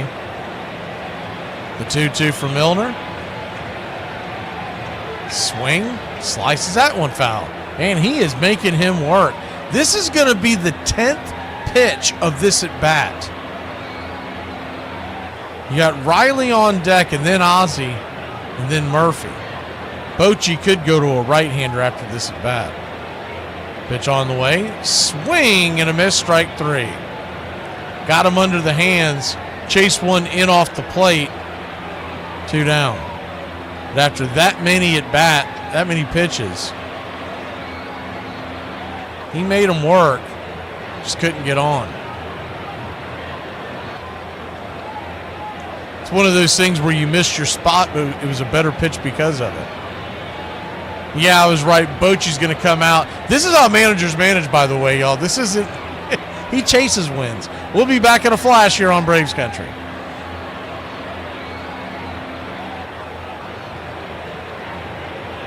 So back in 2002, a pair of grounds crew guys at PNC Park in Pittsburgh died in a car accident. The Pirates had a longtime team photographer named Pete Diana, who was a really, really good guy.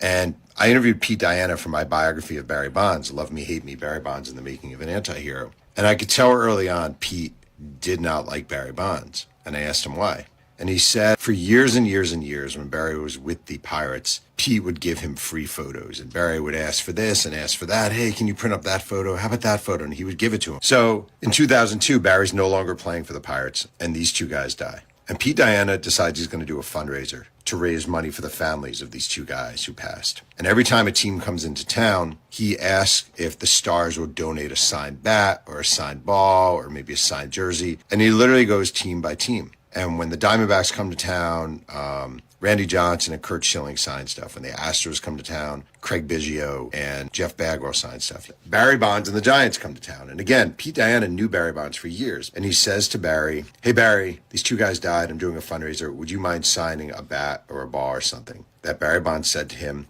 you, them, I'm not signing.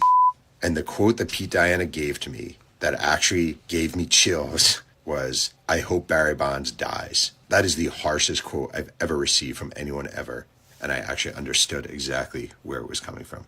He'd scored more runs and stolen more bases than anyone in baseball history and earned a first ballot ticket to the Hall of Fame. What made Ricky great wasn't just what he did as an athlete, but how he did it, with the style and the swag that captured the imagination of the next generation. By the time he finished, he was leading into the 21st century. And players showing their emotion, having a lot of fun, showing the fans that baseball's fun.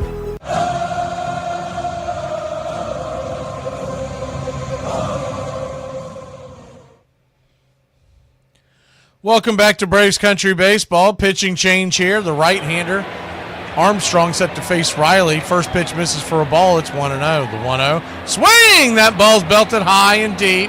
Is it going to be enough? It will not. It'll die just before the warning track for a loud out number 3.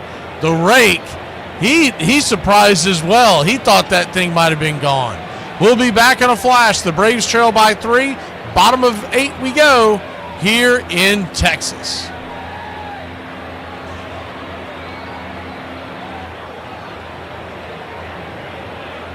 What do you guys think about Americans? Do you really want to know it? Yeah. Oh no. Americans, they are like Donald Trump. They think they're the best. That's right, yeah. But they're also back-to-back world champs, you know? Yeah.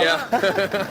If you got two coins and they add up to 30 cents, and one of them can't be a nickel, what could it be? Well, how else are you going to do it? Because you got to have a quarter and a nickel to make 30 cents. Or you Okay. could do 3 dimes, but you said it has to be 2 coins. Only so- 2 coins. It adds up to 30 cents, and one of them can't be a nickel. Are you sure you know which one's a nickel? Huh? Because do you know for sure which one's a nickel? It's the 5-cent. Yeah, I know nickel's 5 cents. Smart ass. Well, I'm asking because I don't see any other It's- way to make 30 cents than to have a nickel. I and know. quarter. Is that your answer, what you said? Yes. Okay, you got it right. But you said I couldn't use a nickel. Yeah, you got it right. That's the answer. You got it right. How's that right if you said I can't use a nickel? I said, you got 30 cents. It's 2 coins. One of them can't be a nickel. Only one of them. You got the answer right. In the world of sports in 1961, there was no bigger story than Mickey Mantle and Roger Maris, who side by side slugged their way into the hearts and minds of the American people. Baseball was the dominant sport, and those 2 men dominated sports in this country. Together, these teammates, roommates, and friendly rivals chased each other in history as they approached the legendary Babe Ruth's hallowed home run record. And there's a high drive to deep right. There's one. It is going. It is going. It is gone. How about that? There's standing ovation. Look back today, nothing ever equaled the Maris Mantle chase in 61. Welcome back. Montero fires the first pitch for a strike. It's 0-1. Your home for the classic call, Braves Country Baseball. The 0-1 righty-righty matchup. Swing, fouls it straight back. It's 0-2. Montero out for a second inning of work. You do wonder if they're trying to set this up where they don't touch him the rest of the weekend and maybe even before the deadline, and make sure they trade him away, as the 0-2 misses outside 1-2. He's definitely going to be one of the guys that is moved. He's at the tail end of a deal, and he was set to make $3 million this year. As the 1-2 chopped to the middle, back handed by Ozzie. He fires it over to first. They're going to say he got him, man. That is close. If Ozzie got him, it was by maybe an eighth of a step. I mean, it was close. They don't want to challenge it. I can't wait to see the replay on this. That was a tough play.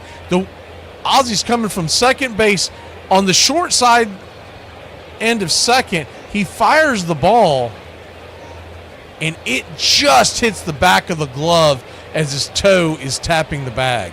Wow. Good play by Ozzie. First pitch on the way to Garcia, swung on and pops it up high over the first base dugout. It's 0-1. Continue to say this, and I know it's probably a broken record at this point, but the beat writers for the Braves have killed Ozzie for his defense for years, and I don't see it.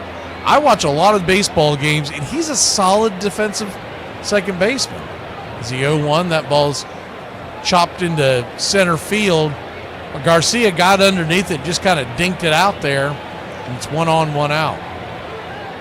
He's not going to win any gold gloves, but at the same token, it's not like I can think of so many other players that play positions all over baseball that you're like, this guy's an Achilles heel. You don't want the ball hit to him. Ozzie's never been that guy. 1 on, 1 out. Swing, hits on the way, backhanded by Ozzie. He'll fire it across the diamond, and he'll make another play. They're going to say he's out. That was a close play. He had to go all the way he was heading towards left field on that throw. The Braves aren't going to challenge it, so they must have just got him. His momentum was going against him. He probably should have went to second, but it looks like they just got him. Allen was over at short. If he tosses it to second, he's probably got him. So the decision-making there, that's the only thing that I've ever seen with Ozzie that sometimes you question. But his ability, I mean, that was a good play. He just didn't have enough on it with his momentum heading the opposite direction. First pitch on the way is in the dirt. Splitter misses. It's 0-1. Braves do have Hunter Stratton warming up in the bullpen. They probably have a certain pitch limit for Montero.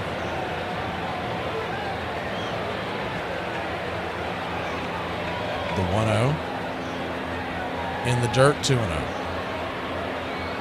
I mean, from a standpoint of just trying to trade a guy at his height, he had a good outing last time. I don't know why you sent him back out there for this inning. I'm just saying from a business standpoint, doesn't make a lot of sense that they sent him back out there for a second inning. The 2-0, 3-0, splitter misses. And in his career, Montero, at his height, was never a multiple inning guy. The Braves have just kind of forced him into that. 3-0 count. Outside wide, ball 4. So the bases are now loaded. The one thing we've seen from Montero since he's been with Atlanta, I can't speak to his entire career in Houston, but when he comes back out for that second inning, he's usually not near as sharp. Now, the 2 hits that he's given up have been soft hits.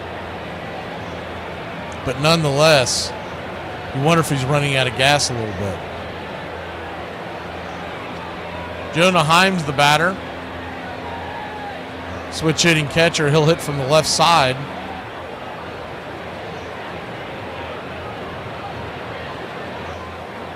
Heim drilled one back in the second inning over the left field wall, 391 feet for his 9th home run of the year. Righty-lefty matchup, first pitch on the way. Splitter misses, 1-0.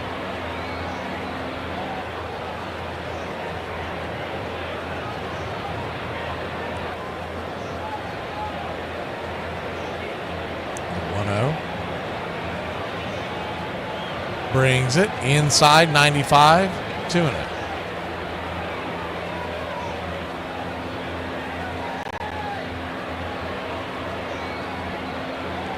Two-0 count.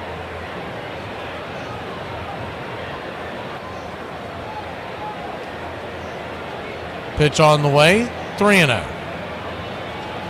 He is nowhere near the zone on any of the. They've gone splitter after splitter after splitter after splitter. The last 7 pitches he's thrown, 6 have been splitters, and they've all been down and off the plate. The 3-1 just grabs the bottom of the zone. Jonah Heim has 3 career grand slams. Looking to dig in and grab number 4 here. The 3-1 pitch right there at the knees. Splitter. That's a questionable call, but we'll take it. Full count. Looks like it hit the very, very bottom of the zone. Top of the ball just grabbed the bottom of the zone. The payoff pitch in the dirt, ball 4. He walks in and run.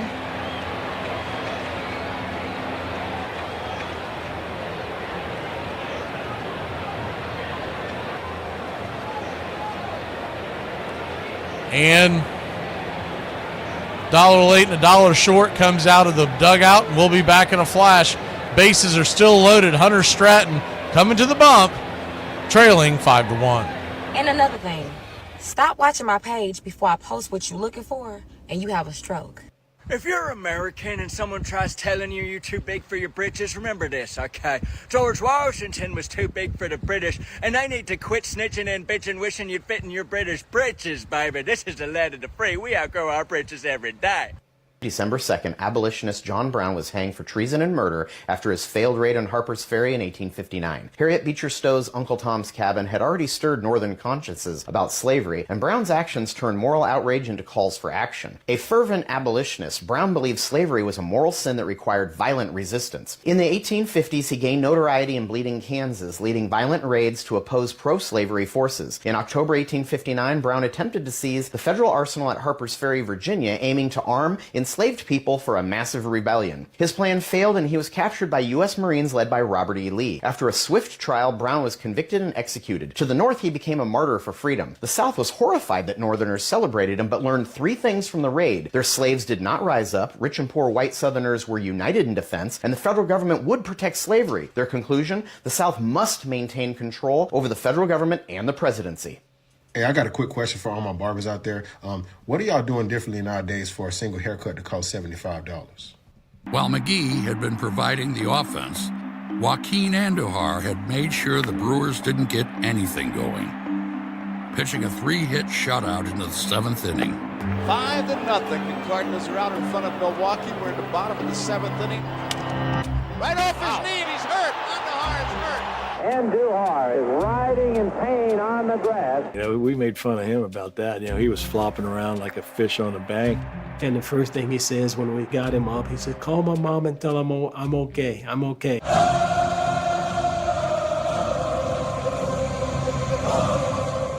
Welcome back, Hunter Stratton, right-hander, just recently called up from AAA.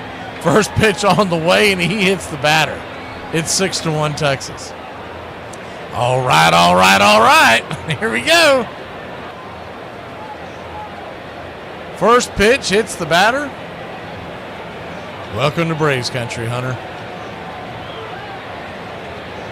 So he'll head on down to first. Braves trail now by 5. Got him right. Just missed the elbow.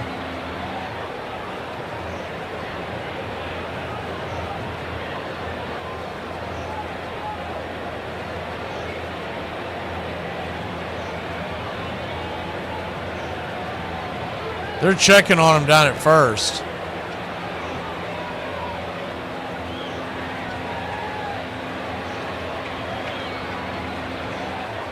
Hunter Stratton, who comes into today with a 23.63 ERA and 2 2/3 innings pitched this season. He was with the Pittsburgh Pirates earlier in the year. First pitch on the way to Carter, swung on. That ball's belted, ripped, dropped down, dripped, and the Rangers will make it 8-1. Coming home to score. Did they? Oh, they went station to station. They held the runner up. He was rounding second. They held him up for, well, I don't know what reason. Acuna wasn't even trying to throw out the runner, but it's 7-1. Hunter Stratton.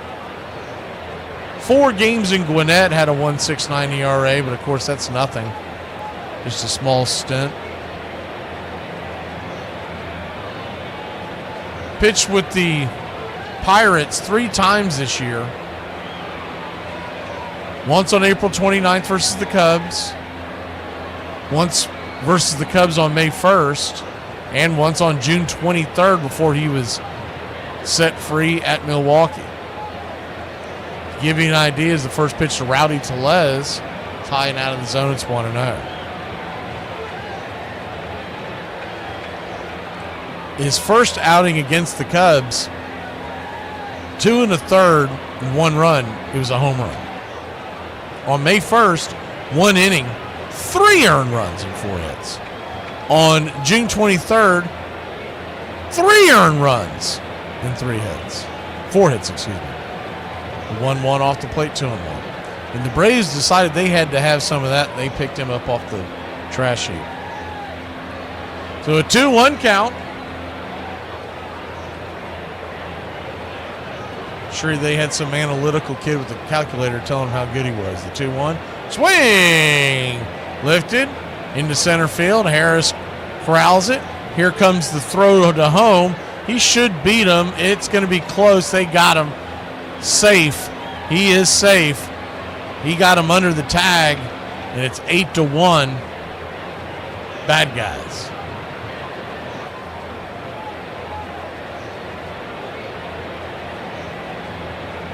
Wasn't a terrible throw by Michael Harris, but a runner with decent speed. Fairly deep hit. So 8-1 your score now.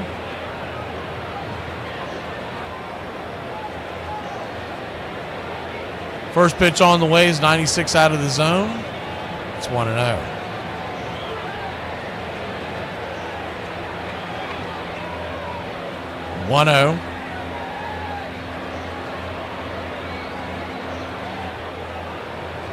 Down and in, 2-0. In his career, Stratton, 3 seasons in Pittsburgh, has a 4.30 ERA. He had a pretty good year his first year, but only 12 innings. But the more and more the league saw him, he just continued to get belted.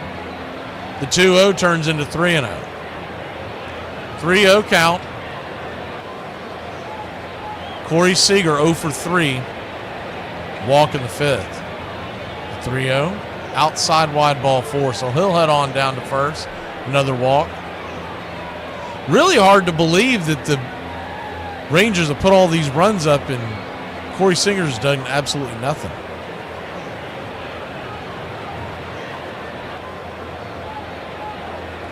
Bases juiced. Marcus Semien. Righty-righty matchup.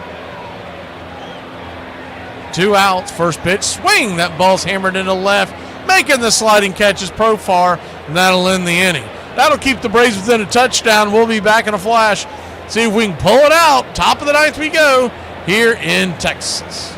Leo DeRocher once compared him to Willie Mays, saying Willie had everything and Pete had everything but luck. Harold Patrick Reeser, or Pistol Pete, signed his first contract with the Cardinals when he was just 19. In just his first season, he won the National League batting title while leading the league in doubles, triples, total bases, runs scored, and slugging percentage. And that wasn't all. That same season, he was named a starter on the National League All-Star team and finished second in MVP voting. In July of the following year, he would miss 4 games after he crashed face first into the outfield wall in St. Louis. On another occasion, he fractured his skull running into an outfield wall. Another time, he was temporarily paralyzed. Throughout his career, he was taken off on a stretcher a record 11 times. Despite being a switch hitter, he primarily batted left-handed because of all the injuries. While playing baseball for Army teams during World War II, he was injured again and had to learn how to throw with both arms. That injury would be the one that eventually ended his career. He was never the same hitter. His shoulder kept popping out of place, and he dealt with constant pain in his arm and shoulder. In 1946, he still proved his value, but not with his arm, with his legs, stealing home a record 7 times. His career consisted of him jeopardizing life and limb in pursuit of whatever the game required. But one can only imagine what would have happened if he wouldn't have played the game with such reckless abandon.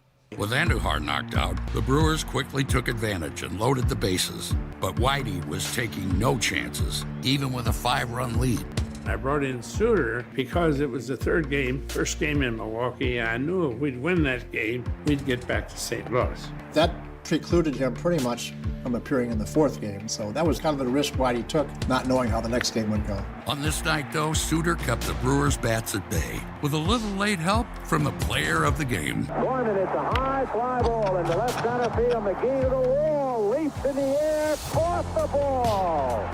Willie McGee took a 2-run home run away from Gorman Thomas. You know, that was Willie's night, and it couldn't happen to a better guy. You know, he wins Game 3 for us. What's up, Braves country? Looking forward to a great Atlanta Braves season. See you off the ballpark. Look up. Welcome back. During the break, the Braves cast had something they called the game changer, the Xfinity game changer, showing Harris's home run. I'm like, how did that change the game in any way, shape, or form? First pitch on the way to Ozzie Albies is going to be a fly out to right field, 1 pitch, 1 out here in the 9th. Bushley, the right-hander, on for the Rangers with the 7-run lead. We'll send a guy to the mound with a 4.78 ERA. And Sean Murphy, who's over, will come to the plate.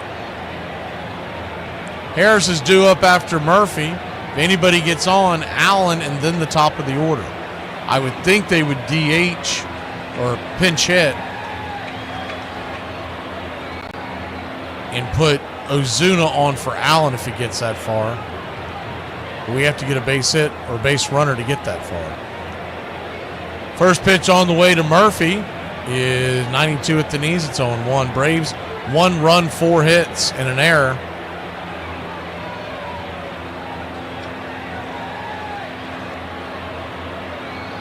The 0-1. Swing, rips it towards left, going deep into the corner. That's going to get down where the green grass grows. It's going to hop over the wall for a grounds rule double.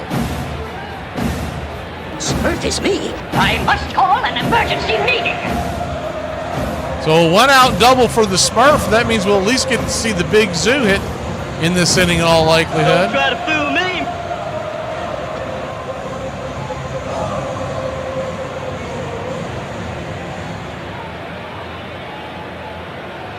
Harris coming to the plate.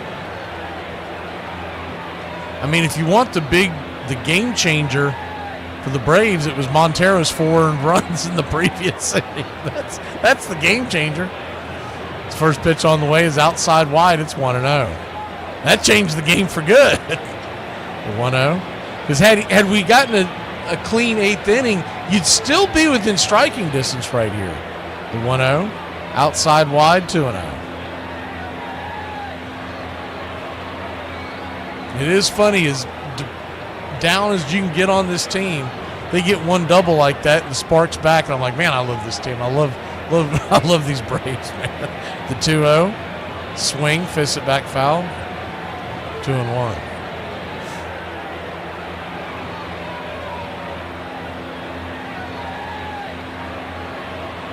Two-one count.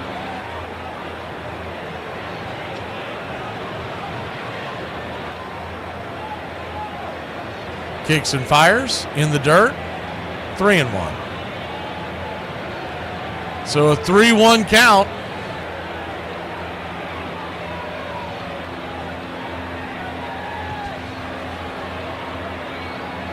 Man, Rangers have allowed 2 or fewer runs in the last 7 games. The 3-1 in the dirt, ball 4. So now we got runners at first and second, 1 out, and we only trail by 7. So you're telling me there's a chance? Yeah!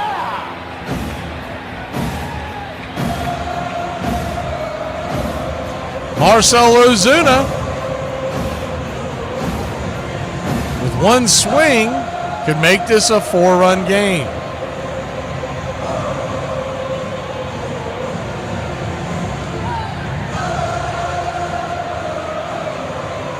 This bullpen guy, Jake Bushley, Caleb Bushley, he is 31 years old, but he looks like a guy. As the first pitch on the way to Ozuna is 84 off the plate, slider misses, called for a wide strike. It's 0-1. Kind of looks like your average guy that you would see at the counter at the Jiffy Lube. Like, he doesn't look like a baseball player. The 0-1, 93 at the knees. That was a strike. It's 0-2. 0-2 count.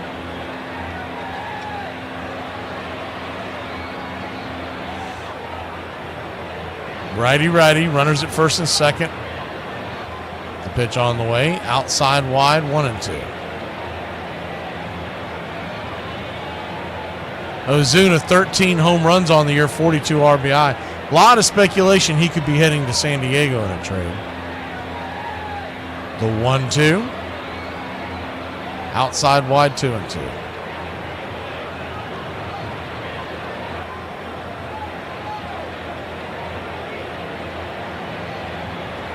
Two count.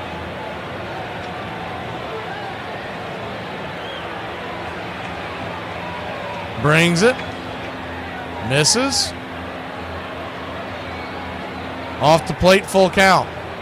With the trade of Marcell Ozuna, you're going to save a little over $5 million on salary that you can put to next year.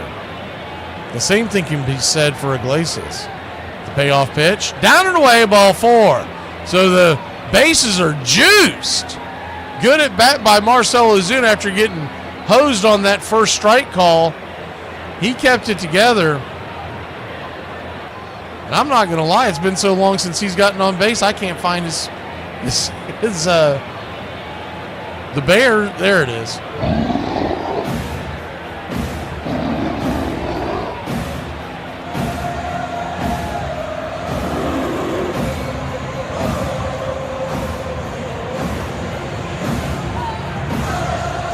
So the bases are loaded and 1 out, and we'll go to the top of the order. Luke Williams is going to run for Marcell Ozuna, and you never know if that's the last time you see him in a Braves uniform.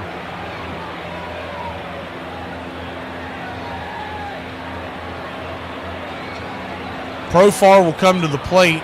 He is struck out grounded out, walked and walked.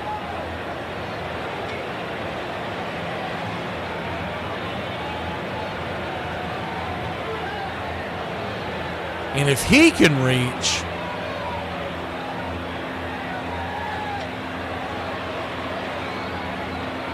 then it would get really interesting. First pitch on the way is 91 on the inner track. It's 0-1.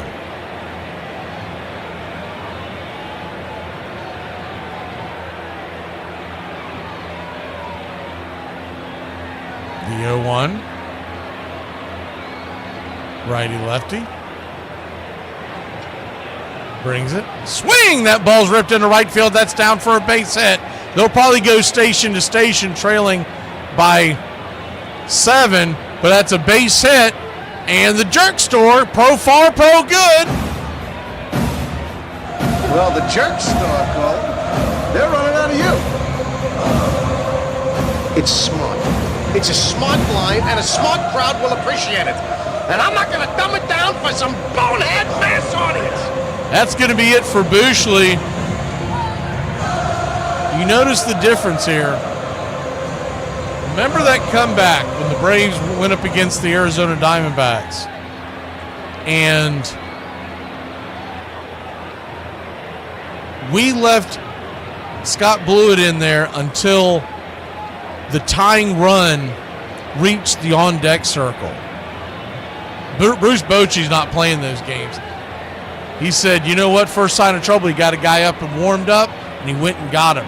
Not saying this is going to turn out better for him, but he's giving himself a puncher's chance. The bullpen doors are opening up, and it looks like it's Garcia coming out of the pen. We'll be back in a flash.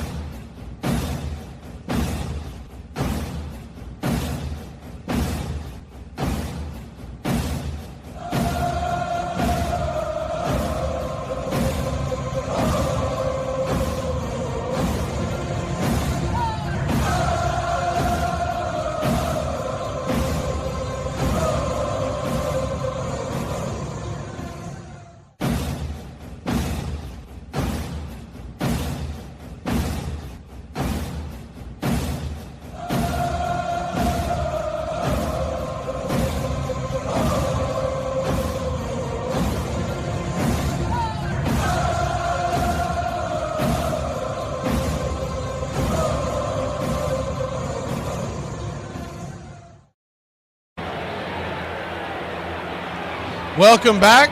Robert Garcia with his shiny 2.72 ERA, lefty-lefty matchup to face Matt Olson. Comes on to the scene. Bases loaded, one out. First pitch, 94. High and out of the zone. It's 1-0.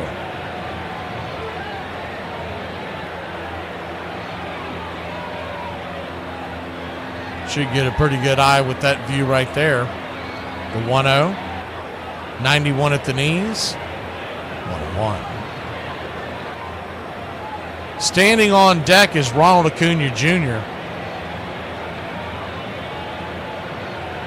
In the hole is the Drake, who represents the tying run.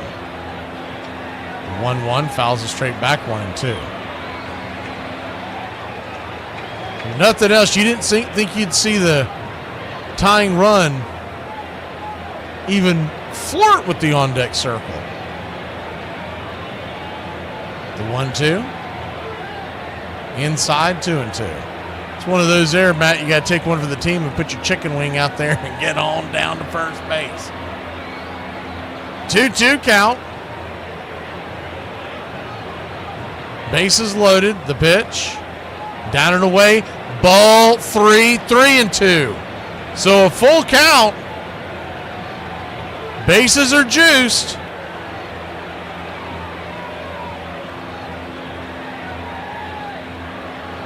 The pitch. Swing. Chops it over to first. It's going to be a 1-6. They're going to go ahead, or excuse me, a 3-6. They're going to go ahead and hold the ball, put it in their pocket. So it will be an RBI for Matt Olson, but they do get the second out of the inning.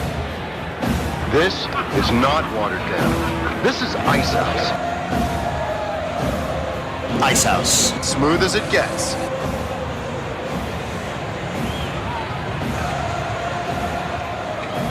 So 8-3 your score. One swing could make us a bloop and a blast away from tying it. And Ronald Acuna Jr. stands in. First pitch on the way. Swing and a miss. It's 0-1. Lefty-righty matchup. Olson takes second base. Defensive indifference. No stolen base there. The 0-1. Inside 94, 1-1. Drake is on deck. The rake is in the hole. Austin Riley representing what could be the tying run. The 1-1 down and in.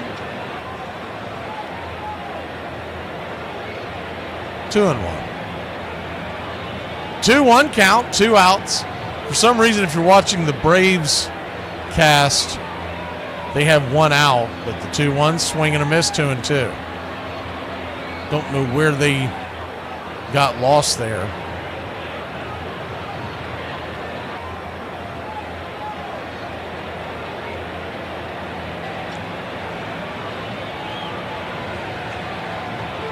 The 2-2. Swing fouls it back. We'll do it again.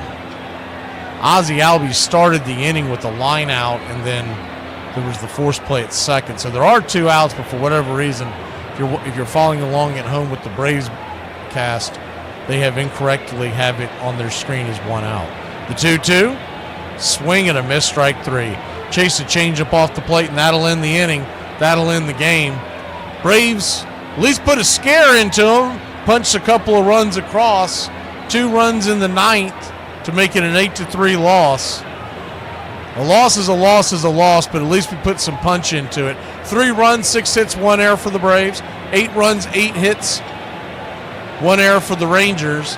And the Braves will fall to 14 games under 500. And we'll go back at it tomorrow night. Tomorrow night, it'll be Grant Holmes Day. We got a good shot at winning that one. We're up against a youngster and Kumar Rocker. We've actually got a puncher's chance on Sunday. It's Elder versus the youngster Leiter. We'll see you then. We're jumping over to the Mets and Giants. See you over there in the second here in Braves Country.